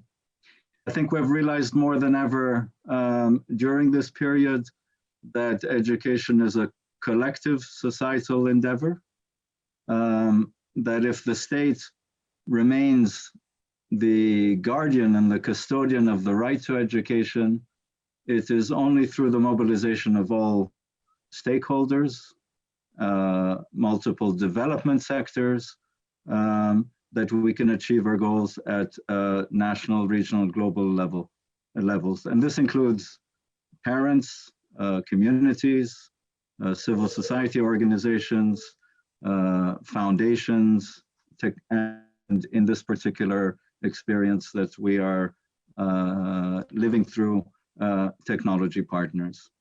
Today, we have the honor to have with us distinguished representatives from government agencies, international organizations, development partners, and foundations. I will just introduce each of the panelists first, and if you haven't already done so, when I introduce you, you could perhaps turn on your camera as well. First of all, we have Her Excellency Ms. Montserrat Creamer, Minister of Education of Ecuador. Welcome, and thank you for being with us. We next have Dr. Tariq Al-Gourg, CEO and member of the Board of Directors of Dubai Cares. Hello. Thank you, Tariq, and welcome. We have Mr. Stephen Béraud, Deputy Director, Telecommunication Development Bureau of the ITU. If you could turn on your camera just for a second. In any case, welcome, and I hope you are well connected. Next, we have Mr. Jaime Saavedra, Deputy Director, Global Director, Education Global Practices at the World Bank. Welcome, Jaime. Thank you very much. Thanks for having me. Thank you. Mr. Rob Jenkins, Chief Education and Associate Director at UNICEF. Rob, if you are connected, if you could just turn on your camera so we're sure you're there. If not, we'll give you a minute and I'll move on. We have also with us Ms. Magdalena Brer Lopez Guerrero, who is the Managing Director of Pro Futuro Foundation. And finally, Ms. Ethel Agnes Pasca Valenzuela, Director, the Southeast Asian Ministries of Education Organization, CIMEO. Good afternoon. Hello, Ethel, welcome. Nice to have you with us. Just before turning to the panel, I would like to just share some of the ideas that emerged from the past 3 days of intense presentations, debates, sharing of experiences, and innovative solutions. Just to share some of those ideas before we proceed with the panel. And I think it's important just to highlight first that it may be obvious, but we in the education sector can easily forget that the COVID-19 pandemic is more than a health crisis. It has caused major disruption in our development efforts and causing strain on progress that has been achieved in multiple areas, and we see the risks in terms of expansion of extreme poverty, in terms of destruction of jobs, loss of income, increases in child labor, effects on hunger, and obviously on education. And I say this because our approaches to education are obviously interrelated with many of these dimensions. Second, that we know the scale of the disruption. We have cited many times at the height of the school closures in March and April, 90% of the global student population affected by the closures. And true that now and in the past few weeks, many of the school systems and the education systems are reopening fully or partially with different modalities of managing and managing the safety and health concerns. But still, over 6 months into the crisis, 1 billion children, youth, and adults, about 2/3 of the global student population, are still facing some major interruptions to their learning and schooling, either because the systems are closed or because there is still some partial closure, some combination with in-person and hybrid models. So an unresolved disruption, I think important to highlight. We also know that the interruption and the school closures is more than an impact on learning, but it's an interruption of the educational services associated also with schooling. And the most immediate adverse impacts on the most vulnerable are in terms of interruption of school feeding programs, of protection from child work, labor, from early marriage, from early parenthood, from other forms of abuse, and the types of psychological and social support that that school and educational services can provide. But we have seen in the last 6 months that technology has become vital as a link to learning. And in terms of the interruption of the learning process, we have seen multiple distance learning strategies deployed on a historically unprecedented scale. Range of technologies being used, online platforms, TV and radio broadcast, to varying degrees of interactivity of these technologies. But I think important to say that also, despite this deployment and the efforts made, sudden, unprepared, unplanned, obviously, but despite these efforts, many are still not being reached by distance learning modalities, whether based on high tech or low tech, or even in terms of print and take home packages. So I think what we have seen in the last 6 months is we have seen a shift from an initial optimism that we have finally a massive kind of forced global shift to digital learning as a source of innovation, and this is the future. All those who are calling for, the end of our 19th century model of, schooling, the factory model, I think we have now 6 months down the line, a more realistic, I would say a more tempered view that yes, technology is here to stay. Yes, technology in its variety is here to stay. But we have to see what are the combinations, how we blend some of the traditional aspects of our educational processes with forms of technology. So it has been an opportunity, I think, perhaps less for this radical transformation of the schooling model that some had hoped or wished for, but certainly an opportunity to rethink our models, our understandings, from curricular content to our teaching learning methods, to assessment, role of examinations, validation. So an opportunity definitely to be rethinking and experimenting based on this experience with what can certainly be more effective approaches in education. In terms of lessons learned, and just a few points, definitely that the digital divide remains one of the greatest challenges, but it's also not the sole determinant of the learning divide, and that we have seen inequalities across technology solutions. We have seen that even more accessible TV and radio broadcast also have their limits.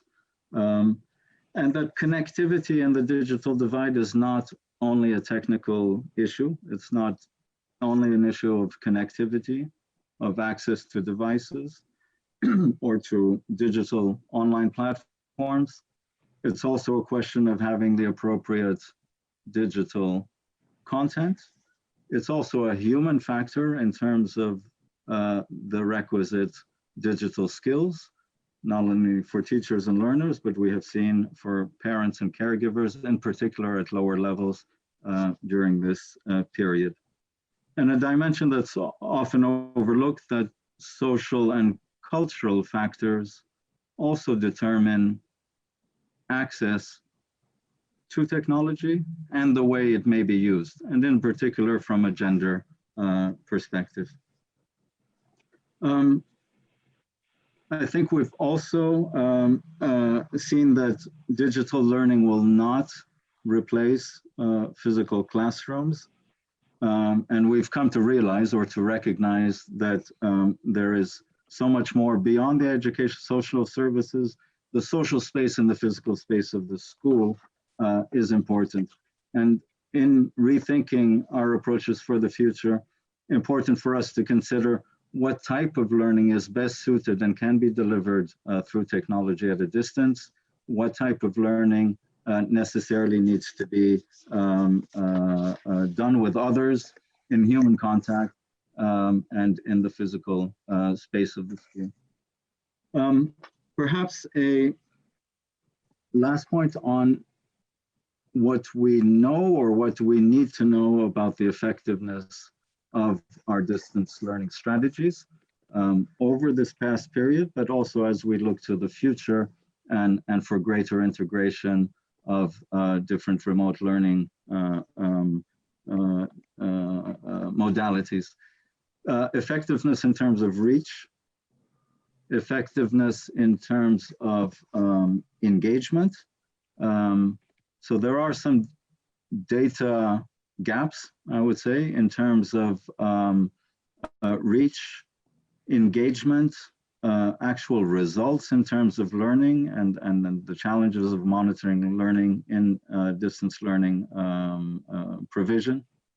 And perhaps also on the impact longer term of such extended periods or extended use of remote learning. A final point that we need to enlarge our understanding of the right to education, that it is connected to the right to information, that information was key in particular and is key in places where lockdown and complete confinement is still the reality, that connectivity has become an essential component of the right to education, and looking to the future that we will need a broader understanding of the right to education and how technology can not only help us fulfill the right to education, but access to knowledge as common goods. So I wanted to share some of these thoughts to set a little bit the background, but the intent of this panel is to hear you from your multiple perspectives. Based on your experience over the last 6 months, what we know in terms of evidence and what research has shown us, and also what has come out from the past 3 days of this conference, for those of you who were able to take part or contribute to some of the sessions. So a first question is really based on the review of the lessons learned over this past 6 months, your own experiences, your own engagement from your positions where you are located, what is the one policy lesson that you would take forward? And I would like to start here with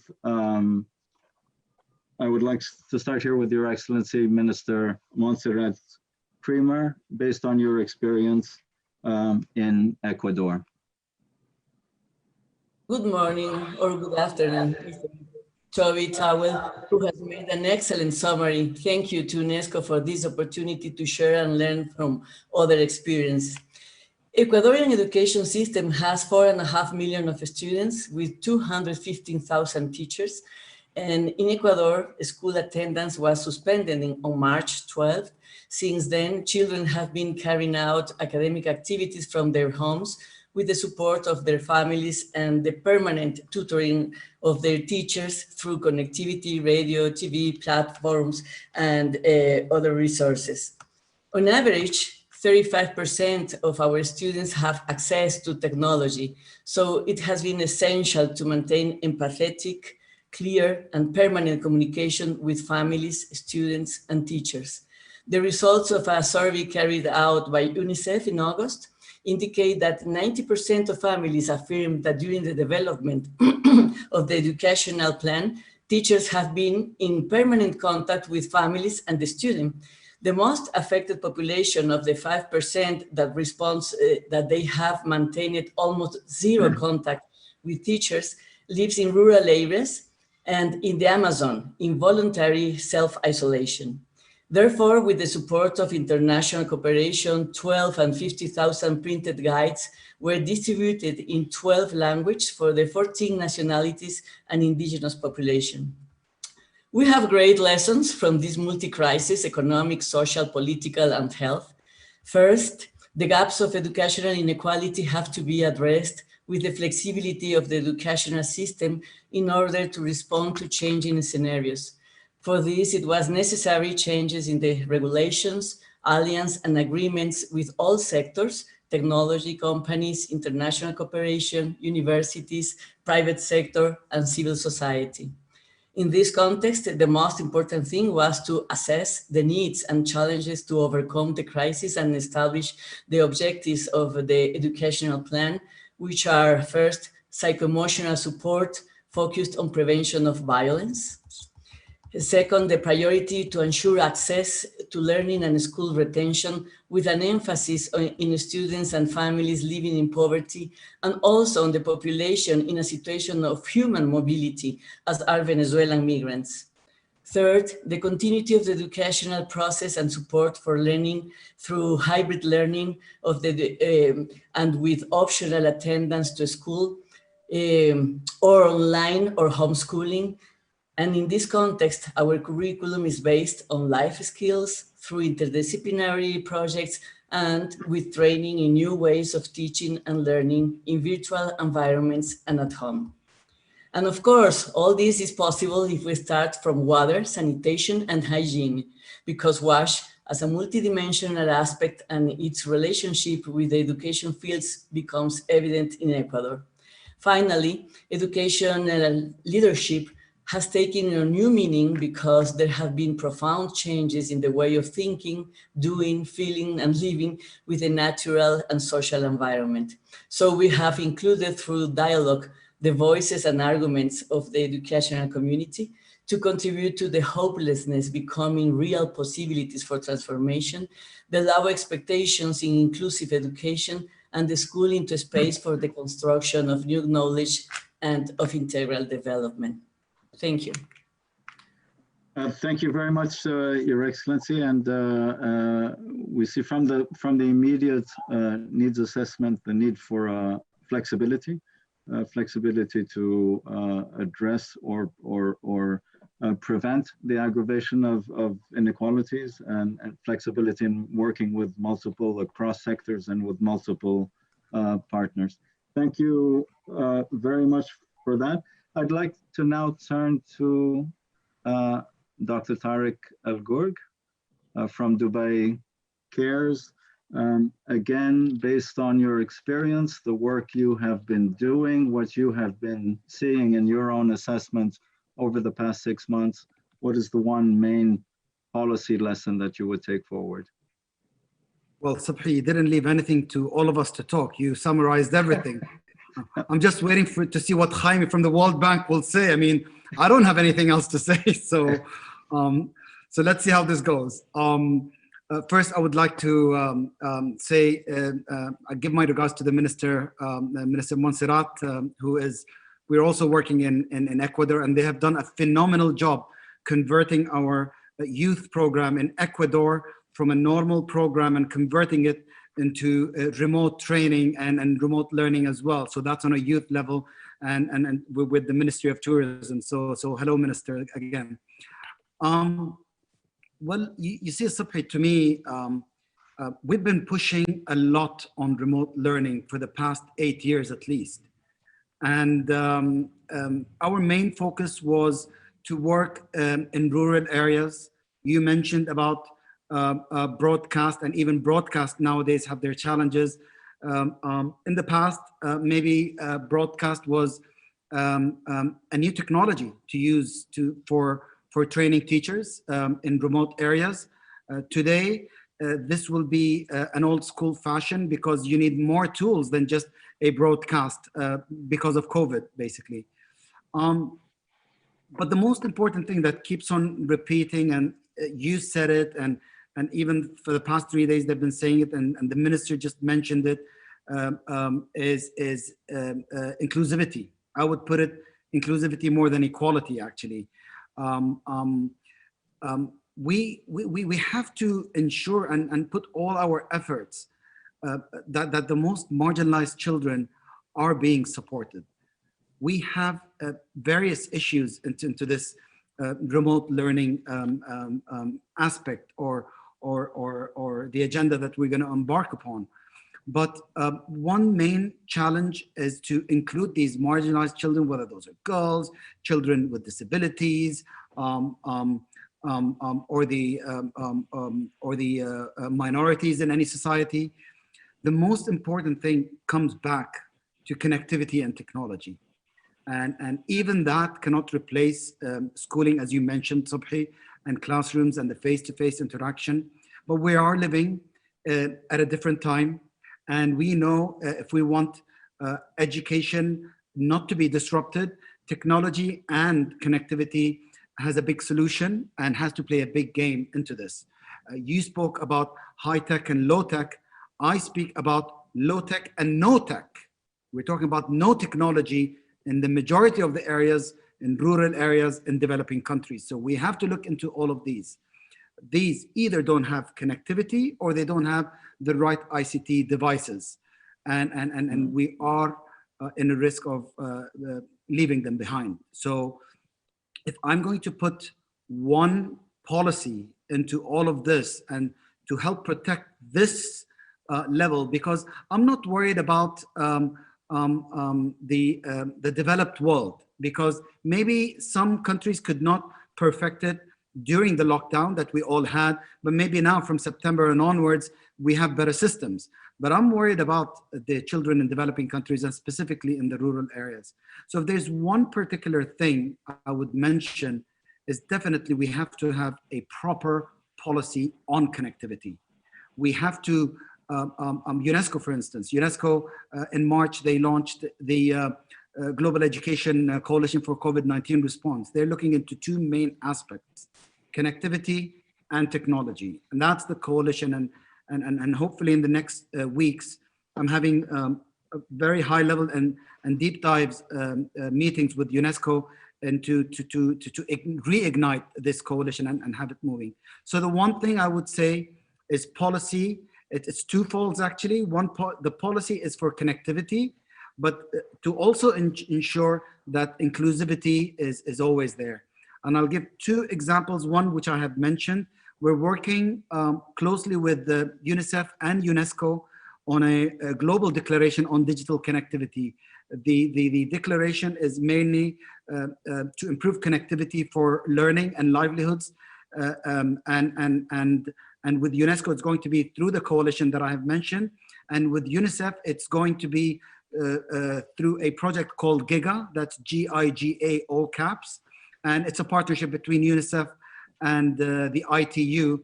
And we're fortunate enough also to have Stephen from the ITU, who's also a partner in this. So I'll rest my case here and then we'll hopefully look into the other questions.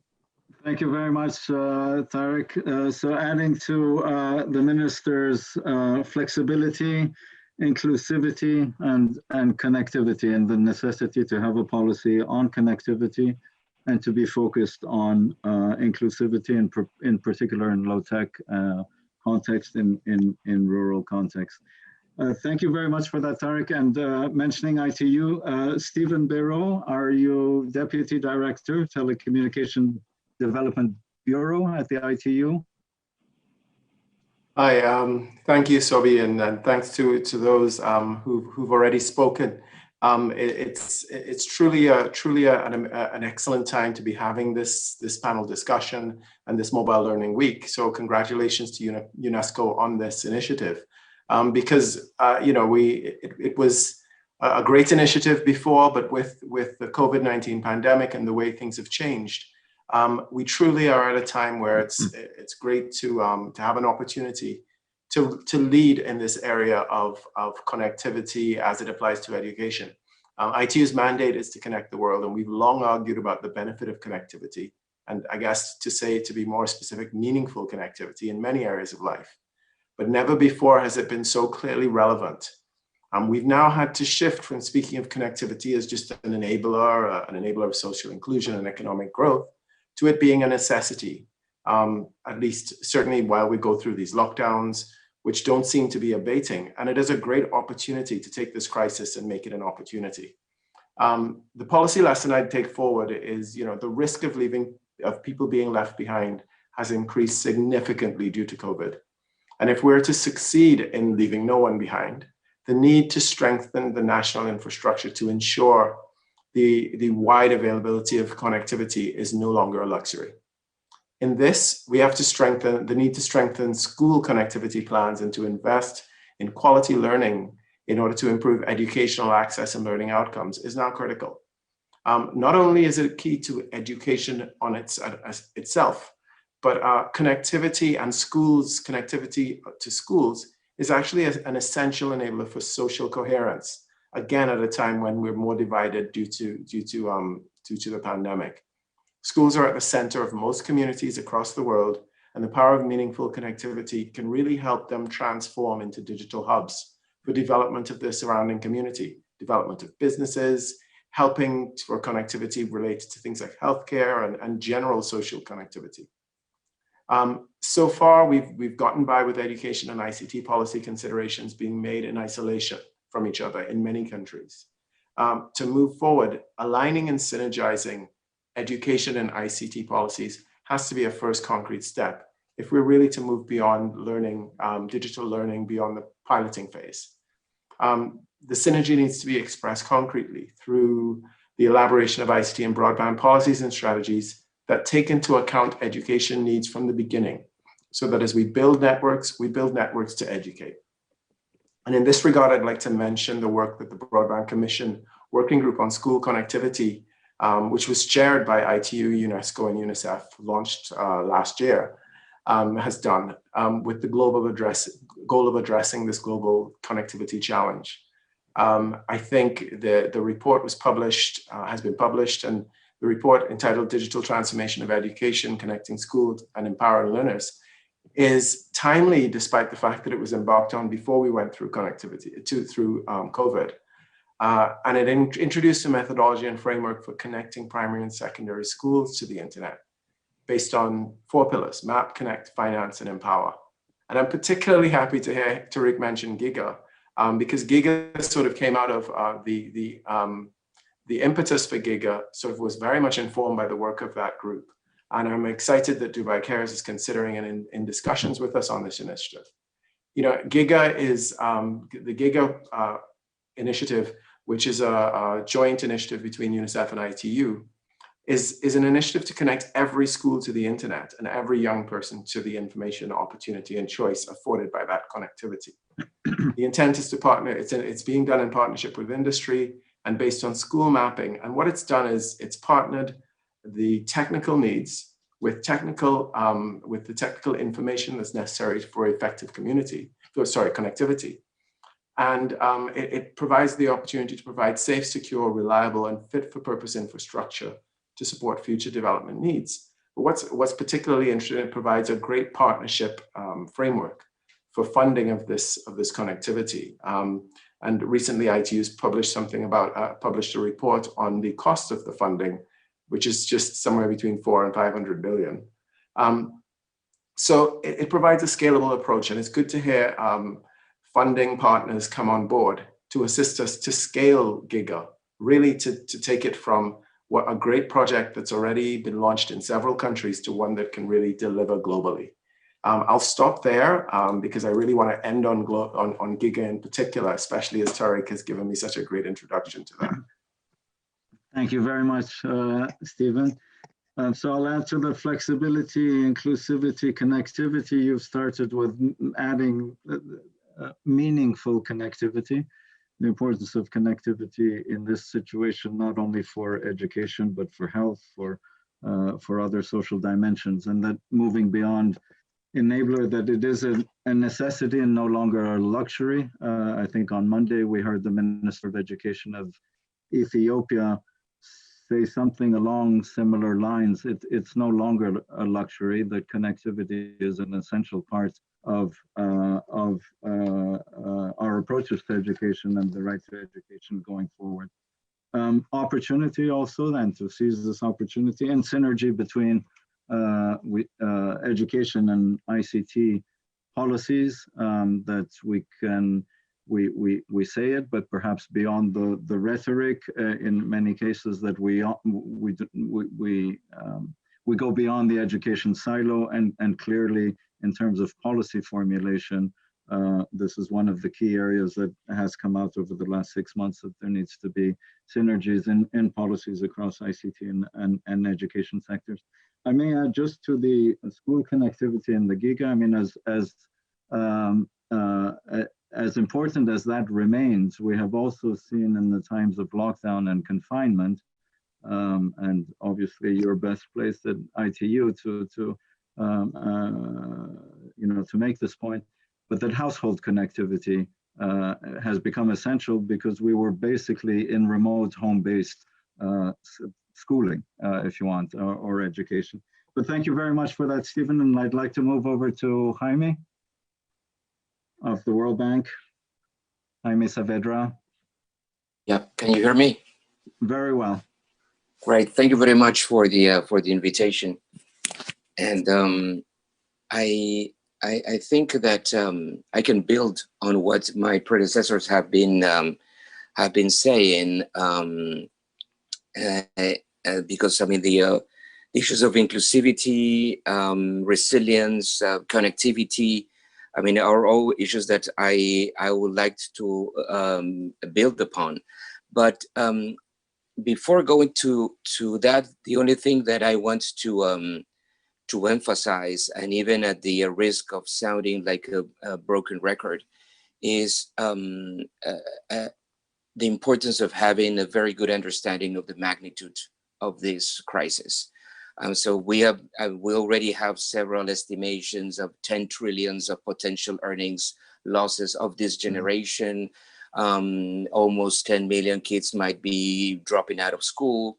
And one last, most recent piece of evidence comes from our learning poverty indicator, right? So that, as many of you already know about, this indicator that shows that pre-pandemic, 53% of children in low and middle income countries were not able to read and understand a text. So that already configured a huge crisis, with huge inequality also in that indicator within, within countries. But unfortunately, we see that 53% can increase in almost 10 points as a consequence of this pandemic. We know that countries have done a huge effort on remote learning, multi-platform as it should be, given that not everyone is connected. But little information that starts trickling in, right, shows that the reach of that has not been fantastic, right? Even in one of the best regions in that regard has been Latin America, but it's at most just above 50% of kids that have been reached one way or the other by remote learning, according to what households say. Right, and also we need to understand that even efforts that countries have made in order to revamp their TV programming and radio programming, which is great, it's important. It's something that should continue. That doesn't mean that the kids are learning as much as they were learning before. So, I think we need to understand that despite all these efforts, the engagement has not been fantastic. And there are important learning losses. In the case of sub-Saharan Africa, for instance, the disengagement, despite the efforts, have been much, much larger even. So I think we need to have that in the back of our minds. Now, in terms of what is that we can expect for the future, although I would say, when we use the word future now, I think that many things that we were thinking about in the future for the next 10 or 20 years have been propelled to today, right? And this discussion of saying, look, connectivity is not now a nice thing, an important thing to do, but it's an essential thing to do. That's something that I think is one of the lessons of the pandemic. But there are other two lessons that I want to mention. One related to the policies that you were asking about. One lesson is that, I mean, it's technology, but it's about the combination of technology with the human factor, right? So, I mean, still the investments that we need to do on teachers are huge. and technology by itself will never do will never be the solution. But second is that these investments in technology definitely do not stop at connectivity. Moreover, if we want to talk about closing the digital divide, is a very complex ecosystem in which we need to work. Because of course, we need to expand connectivity. And when we talk about connectivity, we're talking about both the infrastructure and technological side of, but also is about pricing issues in terms of families and schools being able to pay for the connection to internet. But even that's not enough. We're talking about the devices at school and at home. We're talking about the right software, for instance, to teach at the right level. We're talking about the integration of that of the education technology tools and digital tools to the curriculum, and we're talking about the teachers training in order to be able to use technology effectively. If all those elements do not happen, all right, we will not have. I mean, connectivity will not make any change in terms of learning poverty, right? If all those other elements are not in place. Now, and that, moreover, creates the need of a whole infrastructure that needs to be created within public schools, within the system of public schools. I mean, we could have the devices, we could have the software, but we need to have the capacity the back office capacity of maintaining that software and maintaining that hardware. We can give 1 million tablets, right? But if those 1 million tablets are not maintained properly, are not connected properly, you will lose those investments very, very, very quickly. And that requires a whole machinery and a set of bureaucratic processes that we need to find ways, probably working also with the private sector in order to make sure that they are in place. And related to that is that when we talk about technology now, is that we're talking about technology in school. We're talking about teachers being able to use technology, but also to be able to use that technology in a way that learning continues at home, right? The other lesson of this crisis is resilience, right?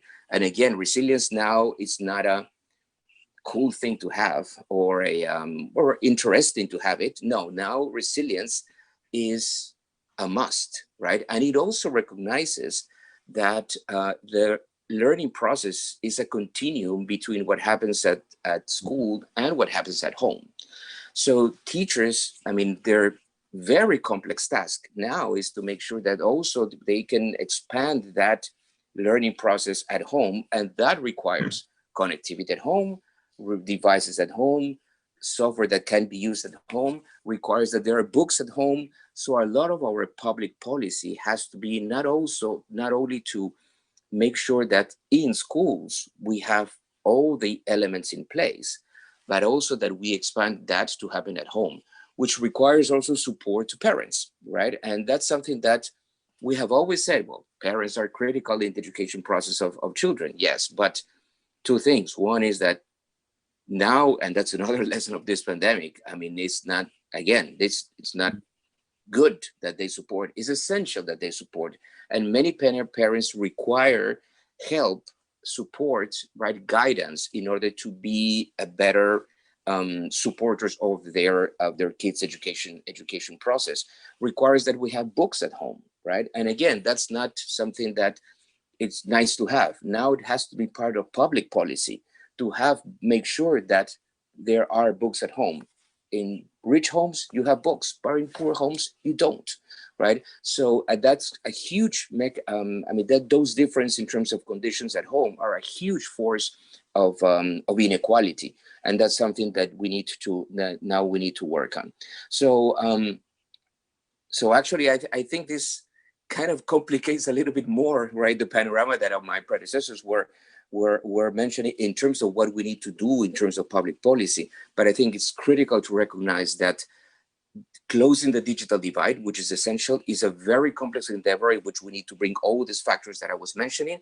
And second, that when we talk about this learning of the future, it's about resilience, it's about continuation of the learning process from the school to home.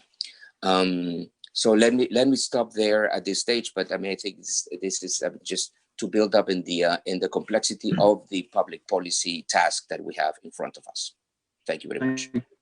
Thank you very much, Jaime. Thank you very much. I thought it was useful that you first, recall the scale of the crisis. I mean, we speak of opportunity, and there is opportunity, but we must balance and take seriously the scale of the crisis. And World Bank recently, just last week, had released with projections on increases in extreme poverty and other facets, and to remind us that it is, in terms of education, a crisis within a crisis, exacerbating what we previously had in terms of a learning crisis and the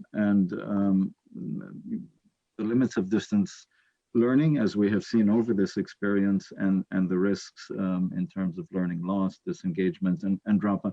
Important to have that that we need to balance between the urgency and the seriousness of the scale of the disruption with the opportunities of the moment. I like the ways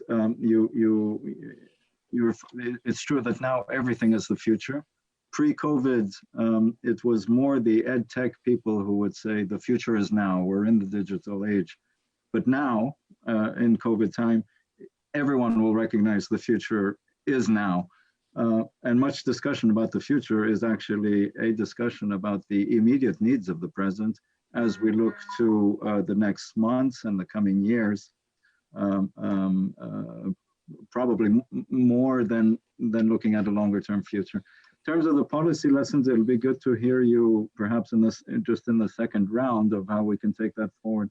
But I think important to recall the complexity of the ecosystem. I mean, if we're aiming to close the digital divide, the number of dimensions and spaces, and it'll be interesting to hear what you might have to say in terms of how we modify and adapt the ways we go forward, which is for our second round. Thank you very much for that, Jaime. I'd like to move to Rob Jenkins, if you're connected, Chief Education Associate Director. I am, yes, thank you. At UNICEF. Hi, Rob, good to have you. Well, thank you very much for this opportunity. I just want to build on and complement and fully support the other speakers and all their very important points, including just most right before me, my dear friend Jaime, who is, and your summary about the importance of balance. I mean, I think what we are seeing, just to emphasize on the urgency, obviously we've recognized the potential learning loss. We've recognized the fact that about 470 million, about a third of the world's global population of student population has had no access to remote learning during this period. So as you mentioned, the limits, and yet also the importance of lowering and addressing this digital divide. And so I think there's a lot of common messaging and a common perspective. What I do think it's useful for us to just take why now, what can we seize at this moment to leapfrog? I think, and this panel is an example of that, we have seen a step change in the partnerships that are coming into this space, and also common perspective. I think in two ways, partnerships are uniquely stronger now than they were even a year ago or 6-7 months ago and it's in those two ways. And you mentioned it, and Jaime mentioned, others have mentioned it, a greater common perspective on the key priorities, and also new and innovative actors coming in and being very willing to partner and enable us to have a step change at globally, nationally, and at community level. And so the question I'd like to put back is, how do we seize on these stronger partnerships? How do we leverage it to enable the urgent response that's required? The second I just want to flag is, I'm sure we've all recognized the renewed commitment and attention to reaching the most marginalized. And I don't think we should take that for granted.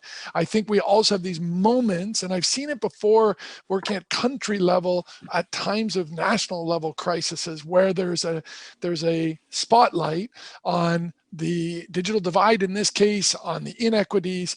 And I think this is also an opportunity for us to leverage and work together to harness that commitment. The third, I just want to acknowledge and be interested to hear other people's thoughts on. We are getting lots of feedback from ministries of education all over the world of a much fresher, new look at how teaching and learning is taking place. And this is the kind of mindset change that I think we've all been encouraging to happen for years, and recognizing a longstanding learning crisis that Jaime was mentioning and others.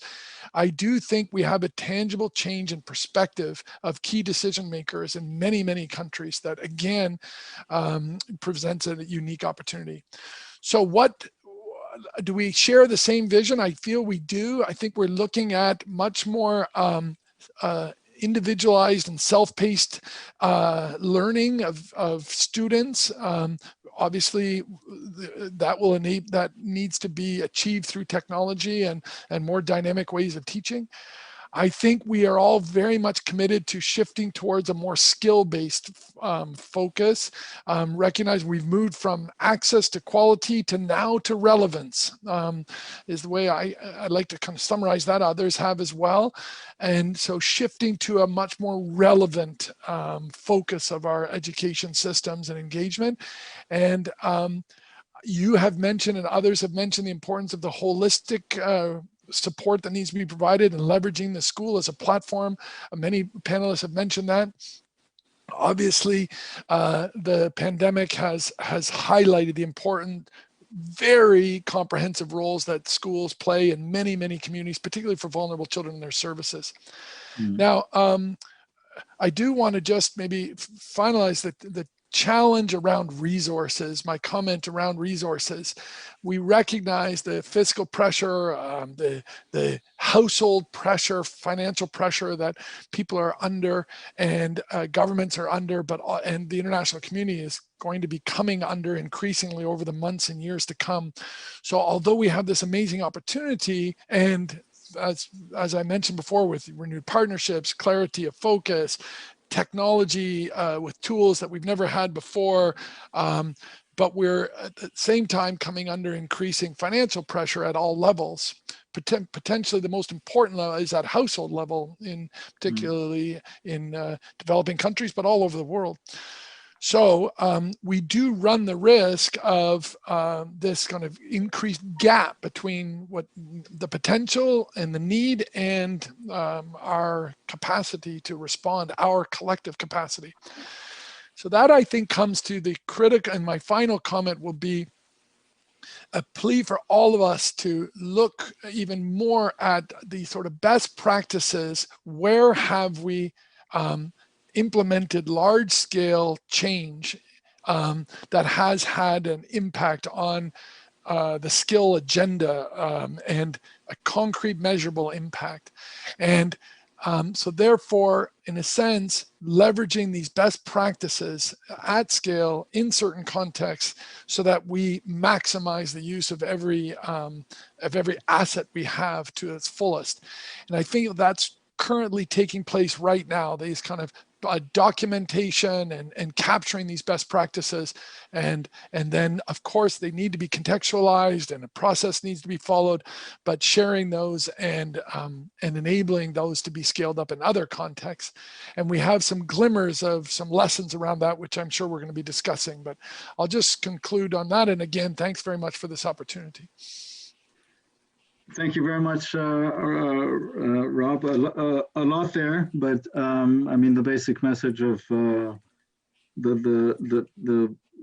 specificity of the now, how we can this step change is we do have a number of assets on our side, a common perspective, new partnerships, perhaps a time to push for a new vision of teaching and learning, and that there is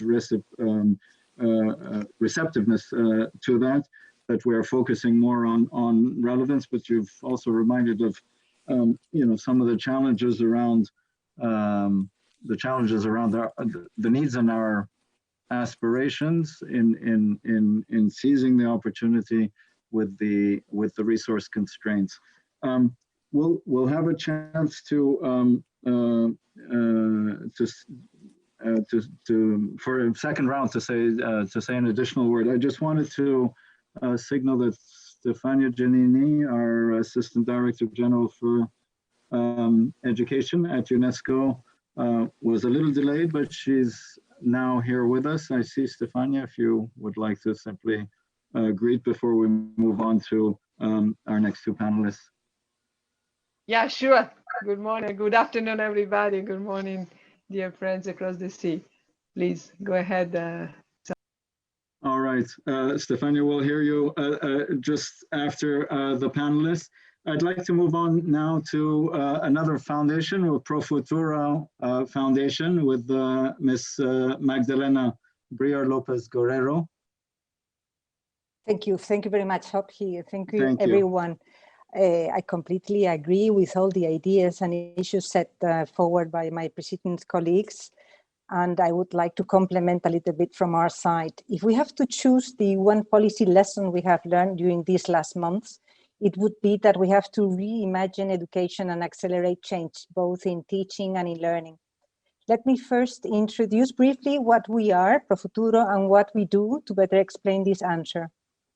Pro Futuro is a digital education program created by Telefónica Foundation and La Caixa Foundation in 2016 to narrow the education gap in the world by improving the quality of education for millions of children living in vulnerable environments of Latin America, Caribbean, Africa, and Asia.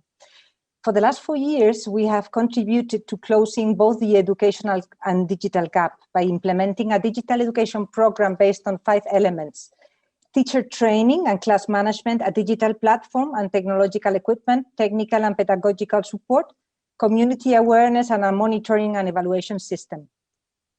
Technology allows us to reach more people, personalize learning, and implement innovative digital teacher learning experiences aimed at developing 21st century skills for children and teachers. We believe that digital education is a powerful tool that can tear down geographic and socio-economic barriers. We already knew about the need for a change in education. That was the reason why Pro Futuro was established. What we see now is that the current situation is forcing us to do this transformation faster and in a more coordinated way. When schools closed already 6-7 months ago in most parts of the world, we had to reinvent ourselves. We needed to reach more people at home, and we had to do it fast. We also faced the challenge of reaching the unconnected, and we had to keep on training teachers as key players to achieve a significant change in educational quality. Some of the actions we carried out during the lockdown were opening or training and educational contents for free, developing new alternatives for the unconnected children and teachers, offering our assistance to governments and international institutions, donating technological equipment where needed, and strengthening our local partners. The pandemic has made more evident the weaknesses of the education systems. We have to, therefore, reimagine education. We have to think about the aim. Why do we educate? What for? We have to improve the quality of education. And in this sense, we believe that digital education is a great tool. We have to reach the unconnected, and we have to accelerate this change, because teaching and learning in the digital area and after the pandemic will never be the same. That's all. Thank you very much for that. And thank you very much to bring in the contribution of Pro Futura Foundation. And as we said at the outset, in referring, and in the previous panel, in referring to education as a public good and a common good is one recognizing the essential role of the state as a custodian and in protecting inclusion and safeguarding around exacerbation of inequalities and exclusion. But it does bring in a role for different partners, not only in provision, but in policy dialogue and in accountability. So thank you for that. We'll go to our last panelist, Ethel Ethel Agnes Pascua Valenzuela, Director of the Southeast Asian Ministers of Education Organization, SEMEO. Over to you, Ethel. Thank you very much. I would like to share with you a few slides for my presentation. I come from SEMEO, the Southeast Asian Ministers of Education Organization. And, Your Excellency, ADG Stefania, Sobi, and the rest from UNESCO, I'm very, very happy that before COVID, UNESCO was able to train us and give us some, capacity building for developing open educational resources, even before COVID. We were also able to do the ICT competency framework in Southeast Asia for teachers and to do some technology for teaching and learning. That's even before COVID. So during the COVID-19 pandemic, in less than a year, we really jump high in terms of our response and the use of technology that UNESCO has equipped the region. During the school closure, we work from home and we try to develop all the new technology so that we can help teachers as well as learners from all over Southeast Asia. SEMEO has 11 member countries, ASEAN plus Timor-Leste. So we also launch a webinar series. Every Thursday, we have webinar series on how to develop LMS, how to teach using Zoom, Google, all of these minor details in the use of technology. Last year, during the Ministerial Policy Forum, we introduced AI in education and we invited UNESCO Paris to help us. And actually, it was a very good reckoning of the need to do all of this technology enhancement. So we had the Ministerial Policy Forum, and then also we did the Reaching the Unreached Forum to really distill the right policies at this right time. We also had last month our forum on school reopening, school rehabilitation, and resurgence planning for Southeast Asia. The question is only one policy, right? So if there is only one policy, what will that be? I would like to borrow from the Ministers of Education in terms of the policy direction during this kind of pandemic, this COVID-19. So for example, I think from all the presentations of the 11 ministers in the forum that we have hosted last June, they talk about policy to reach the least, the last, and the disadvantaged as the topmost priority for learners as well as teachers. So for example, Singapore minister said about access to education of the most vulnerable group in their country, while Malaysia said reaching the students who are experiencing difficulties in home-based learning. And Brunei Darussalam minister said that we should ensure education deficit is reduced in home-based learning. Myanmar said that we should ensure that no learning loss, no discrimination, and no one left behind. Philippines said that we should ensure learning continuity through Sulong Edukalidad or quality education program. Use of alternative delivery modalities for remote schools and mountainous area of Lao PDR. Sharing online resources to unreached and disadvantaged learners of Vietnam. Creation of learning materials for the most vulnerable learners and those with special needs from Timor-Leste. Closing the gaps in disadvantaged groups in education that is more agile and flexible. That's from the Minister of Education of Thailand. And providing free access to online education platforms and content to everyone. That's from the Minister of Education of Indonesia. Actually, these are very good, indication of the policy goals from the ministers.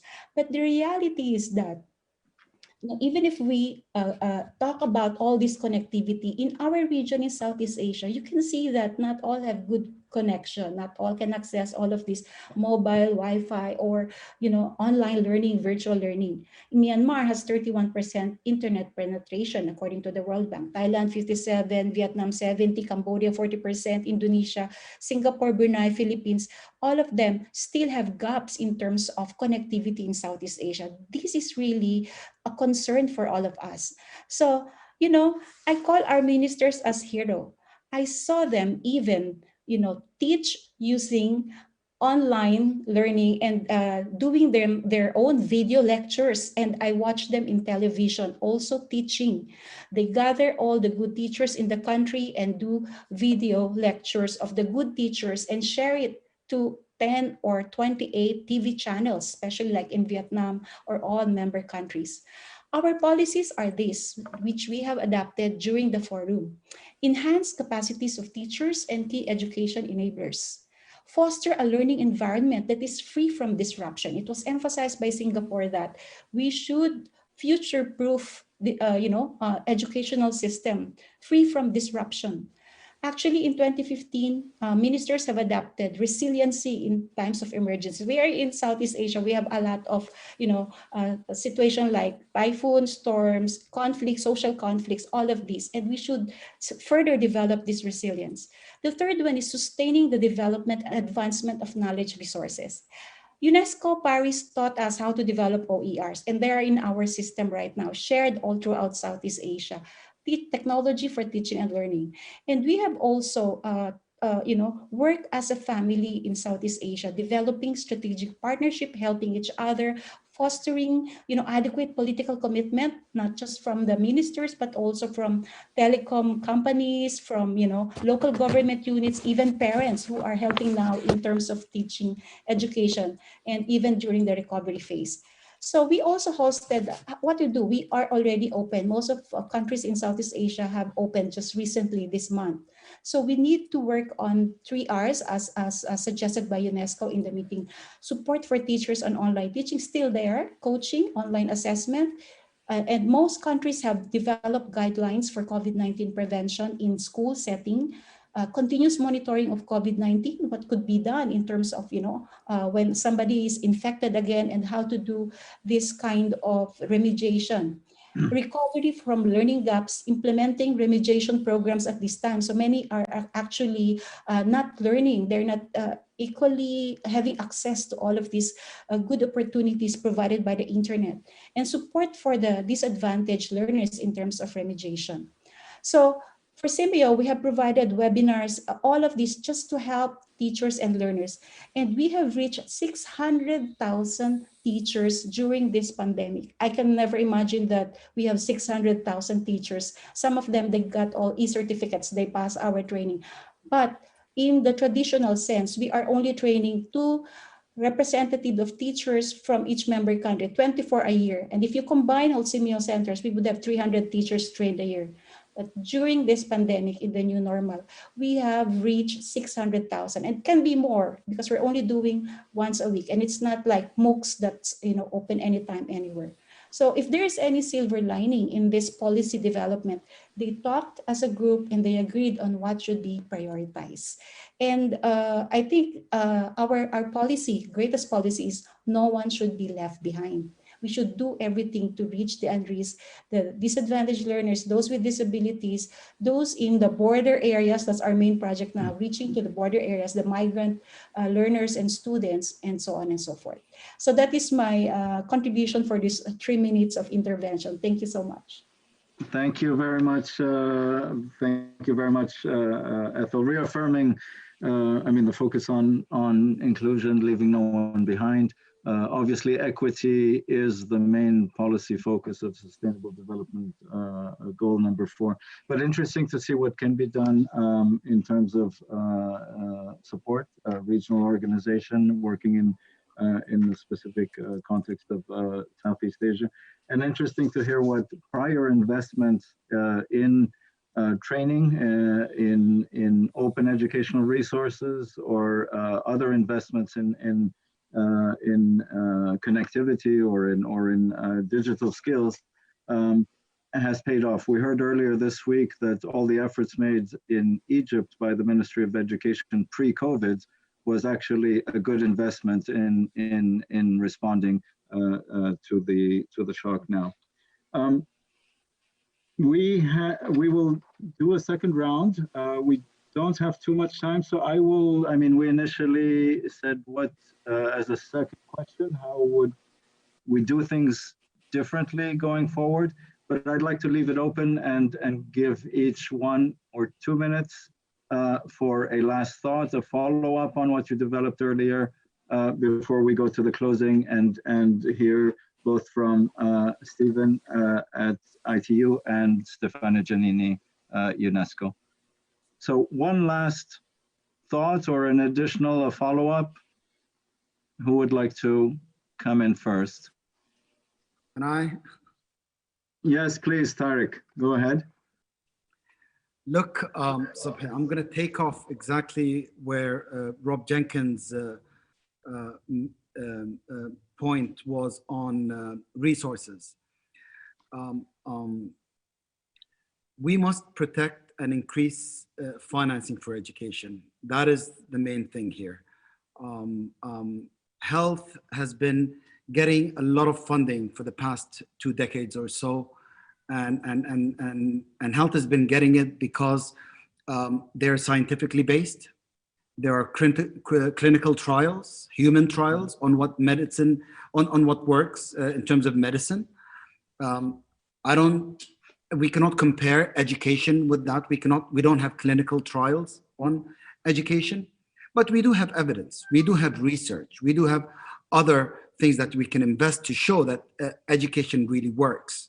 But we all know mentally that education is the most important element in life. If you're going to talk about one SDG that connects all the SDGs, that all of them should pass through it, it is SDG 4. And we will not be able to achieve SDG 4 without these resources. And I will even quote UNESCO's GEM report that said that global aid is likely to decline by up to $2 billion by 2022 as a result of COVID-19. And that will eventually cause a 12% drop in international support for education. So funding is important. I know everyone is talking about funding, but we really have to drill down a bit and look into the severity of the issue if we do not get funding. If things stay exactly the same, meaning funding doesn't go up and funding doesn't go down, we still have a few 100 million children and youth who will have severe issues by 2030. That is, if funding doesn't go down and doesn't go up, so if things are stable. So we have to look into this much more carefully. There are pooled funding mechanisms such as the GPE, there's Education Cannot Wait, and now UNESCO has launched the Global Education Coalition for COVID-19 response. These things can be leveraged. We can engage new partners, we can get new donors into the equation. And because we're moving towards EdTech, we need to be channeling some of these funds into research as well. And that will help us to better understand what models of remote education and technology are working to improve learning outcomes. And I would just like to end by saying, and I might be a bit cheeky on this one, COVID has shown us that change is possible. And we all realize that over one night, we all switched to technology, something that we could have done 20 years ago, but we didn't. But anyways, that's a different talk.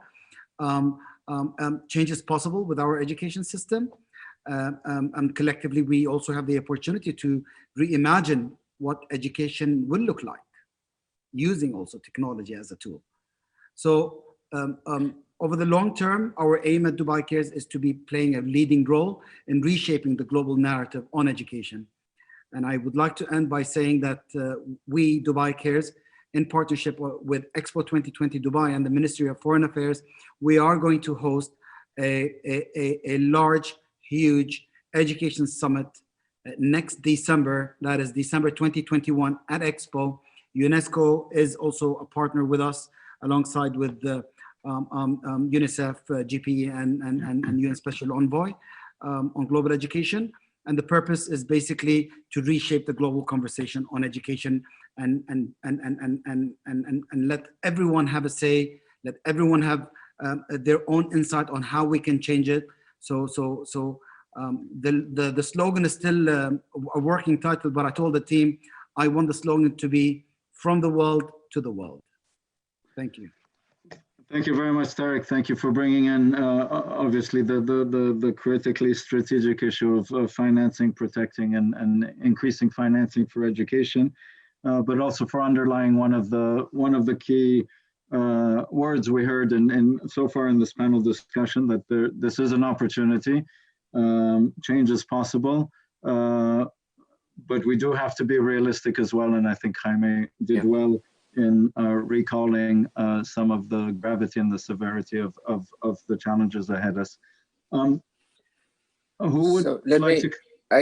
I can Yes. then follow up given what you're saying. I think I like very much the phrase that change is possible, because we do have seen that even from the ground there has been a lot of innovation, and I think there's in a crisis like this there is an opportunity to reshape the dialogue, as Tarek was saying. That definitely it is an opportunity that we cannot lose. I would just try to balance two things. One is that you're absolutely right that the financing is critical. And actually, where we were before, it's definitely not enough.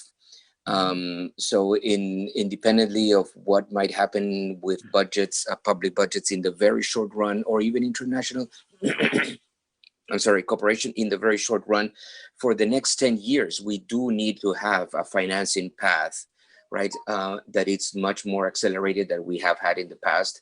And I'm talking about international help, support, of course, but as important as that, or probably much more important than that, is domestic resource mobilization, right? And globally, I mean, all resources of overseas development assistance, it's less than 2% of what is spent in basic education. 98% is spent by countries. And even in low-income countries, particularly the large low-income countries, I mean, all expenditures are, I mean, in order to make a change, I mean, we need to make sure that there is the right social contract at the country level so that they have the right resources in order to put in education. However, I mean, international resources, of course, can help, and can help in order to leverage the reforms that are needed. And we cannot forget, and I mean, we have ministers here. I mean, Montserrat is here. The typical discussion between a minister of finance and a minister of education is, yes, you want more resources, but do you have do you have the right evidence of what works, and do you have the systems in place in order to implement the reforms for which you are asking for money, right? And it's actually a dance that has to be played, and it has to be with more resources, but actually more implementation capacity of ministries of education. So it's both things at the same time. And regarding then the last point, I think the partnerships that we're seeing in international organizations, I think they are a critical, important element, right? The work that, I mean, we're working, I mean, in this GIGA initiative, that UNESCO has been pushing. I mean, the World Bank, I mean, is involved. We're working together jointly with UNICEF and UNESCO to address continuity and acceleration of learning tools. So, I mean, there is a lot of joint work that I think is positive, but we need to make sure that we continue building on evidence, as Tarek was saying. I want one initiative that the UK FCDO with the formerly DFID, I mean, working with the bank, we're developing a series of what's called the smart buys. I mean, working with a high level academic and practitioners advisory panel. Smart buys that will tell us, I mean, what is that we know in terms of interventions that could be cost effective, right? But I mean, adaptive or self-paced software, for instance, that targets learning to the level of a child can be highly cost effective, and there is evidence of that. So that's just one example of things in which, yes, I mean, we don't have trials, but we do have a lot of evidence that is working. So we need to build on that, right, and work with governments in terms of pushing on those right interventions, but also working with countries in terms of building the implementation capacity that is needed at the same time that we push for more financing of education. I just come in, Sobi, do you mind? Rob, quickly, and then we will need, I would like to also give the word to Minister Montserrat Creamer. I'll be one or two sentences. Just as again, you can see from Tariq, from Jaime, and Stefania, before you arrived, we were talking about how close the partnerships are now globally, including around the Global Coalition, but around now uniting with the common, I think, view of the what. Now we move to the how. Where and how can we overcome the barriers to scaling up implementation? From my point of view, I think the sea is rising anyways, meaning that we're are, I mean, from an education point of view, access to technology, lower cost, etc. For us, our value added is to ensure it reaches the most vulnerable. And again, we replicate and scale up best practices. So I think initiatives like the smart buys that Jaime mentioned are going to be key in that dialogue moving forward. Thanks, Sobe. Thank you very much, Rob. Minister Montserrat Creamer, I'd like to, if you're still with us, give you this opportunity before we go to the closing remarks. Yeah, of course. Well, the consequence of this crisis represent challenges that must be addressed with sustainable educational policies and a long-term agenda. And as Dr. Tariq and Dr. Saavedra said, more important than ever, the quality of investment in education is right now is vital, the importance. And some of our policies and priorities are first, to continue closing digital gaps with technologies used to promote inclusion and learning. Also, development of digital citizenship through the curriculum and teacher training to understand the risks and challenges of the digital age and to face them with ethics, safety, and responsibility and the use of internet, social networks, and technological media. The diagnosis of the emotional consequences that affects the educational community, mainly children, which implies a plan for psycho-emotional support and protection. Evaluation of performance level of essential skills such as reading comprehension, as explained by Dr. Saavedra, to implement a differentiated leveling process according to the needs of the students, and the articulation between high school and higher education to offer students the possibility to continue studies and or prepare for working life. Thank you. Very much, Minister, and thank you all for this very rich exchange. In the interest of time, we will go to we have about just about 10 minutes. Just to closing remarks. First of all, I'd like to give the floor to Stephen Barreau of ITU, co-organizer, long-standing partner of UNESCO in Mobile Learning Week and beyond. And then we will give the final word to ADG Stefania Giannini of UNESCO. So over to you, Stephen. Thank you. Thanks very much. And, it's always very difficult following a panel like this where we've had such rich discussion, but it falls to me to close this Mobile Learning Week, which has been a really engaging and very timely discussion, a timely opportunity for us. As they say, spoon feeding in the long run teaches us nothing but the shape of the spoon. We need to train our children to learn, to direct them to what amuses their minds, so that they may better be able to discover the genius inside of them. Mobile learning is about that. We all know what it's like when our children take up these devices and when they start to learn and explore and discover, and it's an amazing opportunity for them. But we have to make sure that that learning opportunity is leveraged in the right way. And the discussion this afternoon, this evening, that I had the pleasure to be part of, has really given us a lot to think about how we teach, about what it's important to maintain and to achieve and to change about delivery of education and delivery of learning, so that we can continue. I'm trying not to, I don't want to try to summarize because there's way too much to do that, but the discussions around things like being practical, about teaching, moving to the practical, really stuck with me.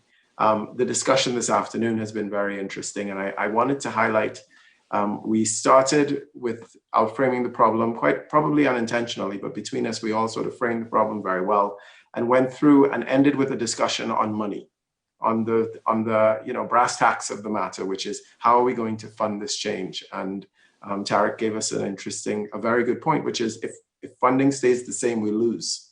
And I'm using the word lose, but it must increase. I'm going to throw another number into the funding on behalf of ITU. Our mandate is connect the world. And I think earlier it was noted that connecting the world is not just connecting schools. We also have to connect the homes as well as we move forward. ITU recently published a Connecting Humanity report, which estimated the cost to do that at $428 billion US. So that's the size of part of the problem that we have. that if this continues, if we really need to connect, that's the number. Obviously, it's an estimate, but it's the number we have to aim for. So I don't want to take too long because I've had a great opportunity to speak already, and so I really want to thank UNESCO. Take this opportunity to thank UNESCO for this continued collaboration with ITU, working with us to really make connectivity in education a reality, a meaningful reality, and one that's effective to help deliver what we need. The engagement that we have through these partnerships and coordination of multiple stakeholders is critical for ITU. Technology is an enabler. It's not the end. Although for some of us it might be sometimes, but it's an enabler. It really works through others, and it's critical to have these partnerships with entities like UNESCO to really make that connectivity meaningful and to deliver solutions that we need. So thank you to all of the panelists who've been on and participants of the week on behalf of ITU, on behalf of, in particular, of the director of the BDT, Doreen Bogdan-Martin, who unfortunately couldn't join us this afternoon. And we look forward to continuing to contribute, to work with UNESCO to contribute to next year's Mobile Learning Week. And we trust that in the coming year, as we continue to adapt to this new normal and seek new ways to reach an even greater proportion of those who are left out of the benefits that education brings, the world will continue to and will witness even more significant developments and advancements in both technology, ICTs, and learning. Thank you. Thank you very much, Stephen. Stefania Giannini, Assistant Director General Education at UNESCO, for a final word, not only in closing this panel, but a final word on our conference over the last 3 days. Stefania, over to you. Thank you, Sabi. It's not an easy task for me as well. I think to summarize a so intensive discussion, I couldn't attend honestly all the meetings, and sorry also for joining this quite inspiring panel. I could attend half of the discussion day, but I try my best to keep back something I heard, and you summarize a bit also, Stefan, in your previous closing remarks from ITU perspective. So first, I think we learned that change is possible, just to keep back the nice phrase from Tarek today. And we could see learning from governments and other many stakeholders who join us were so committed to making distance and learning and hybrid learning equitable. I think this is a first important point I would like to mention.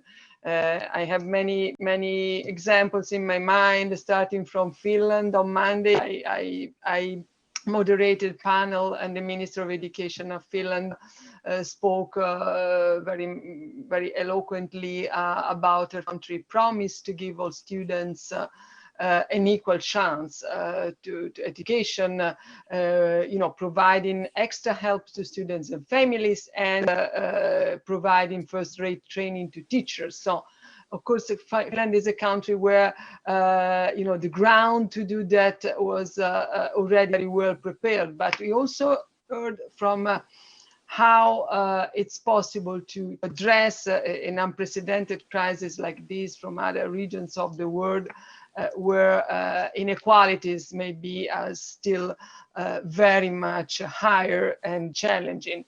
And so a second key word I heard through these 3 intensive days is inclusion. And we learned a lot about inclusion. But still in my mind, the same day, I could moderate another pardon from the minister from South Sudan, explaining his efforts in his country, helping students at higher education level, and the Director General of from Saudi Arabia, another completely different context, mentioning a very innovative way where technology has been used to support students with disabilities.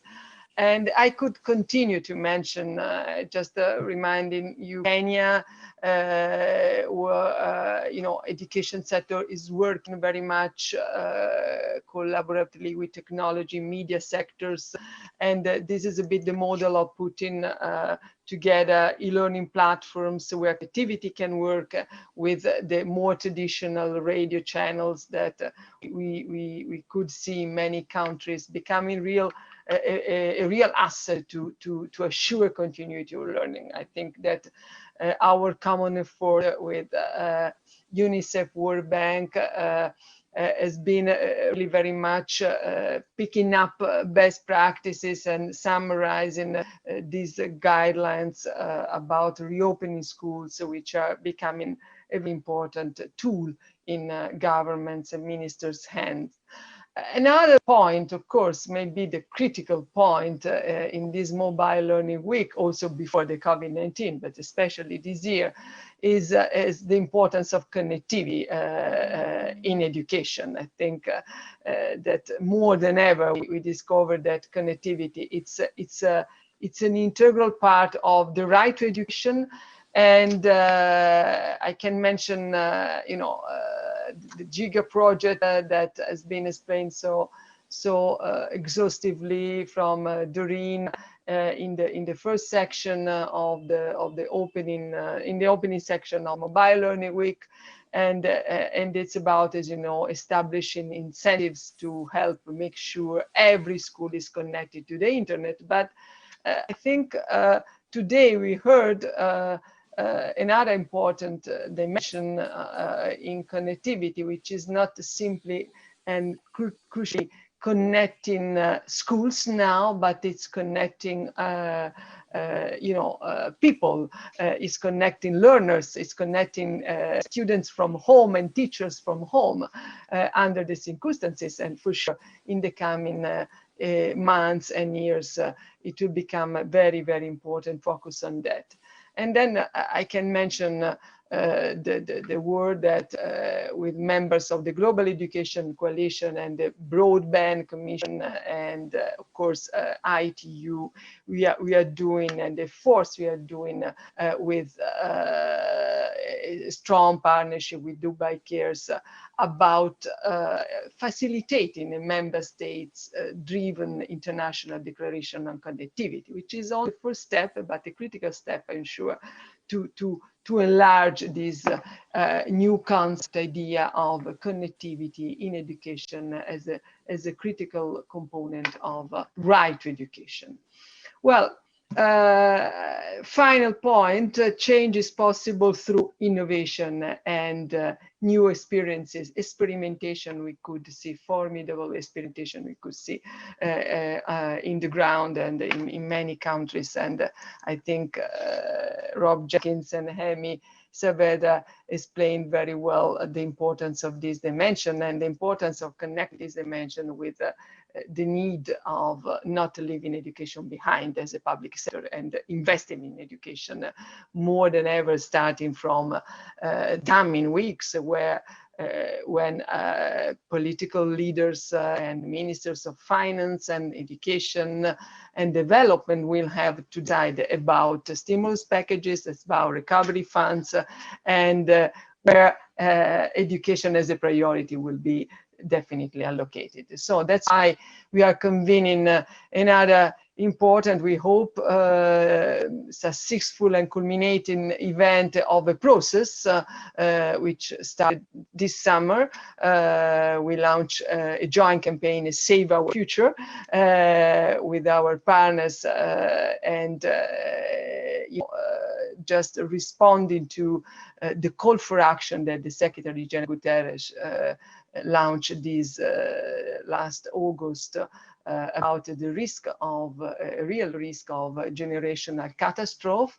And through the process we ran, which is about collect evidence and about the risk of education being left behind and not being more a priority, not being financed as it should be in the coming months and years, and about some critical areas, connectivity first, teachers second, and of course inclusion as a big broad concept to be developed and translating in policy in the coming months. So the meeting next week on the 20th and the 22nd is about inviting heads of state and ministers to sit in a global virtual room to keep their own responsibility in front of the entire world about commitment to education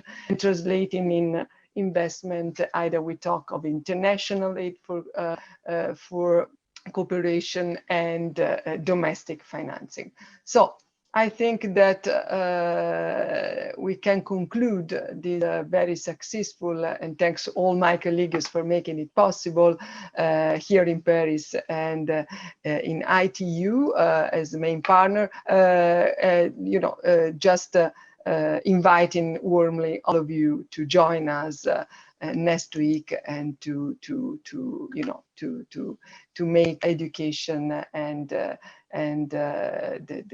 call for action, the call for commitment to education a real main priority in the coming weeks. Thank you very much, and thanks for joining us, all of you.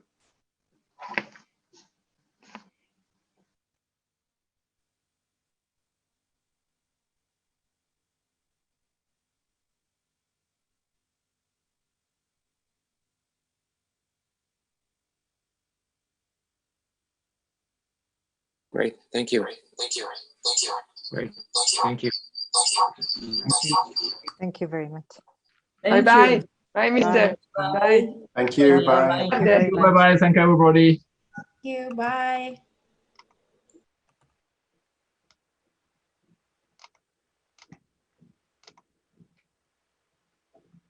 Thanks, everybody. Thank you. Thank you. Bye-bye.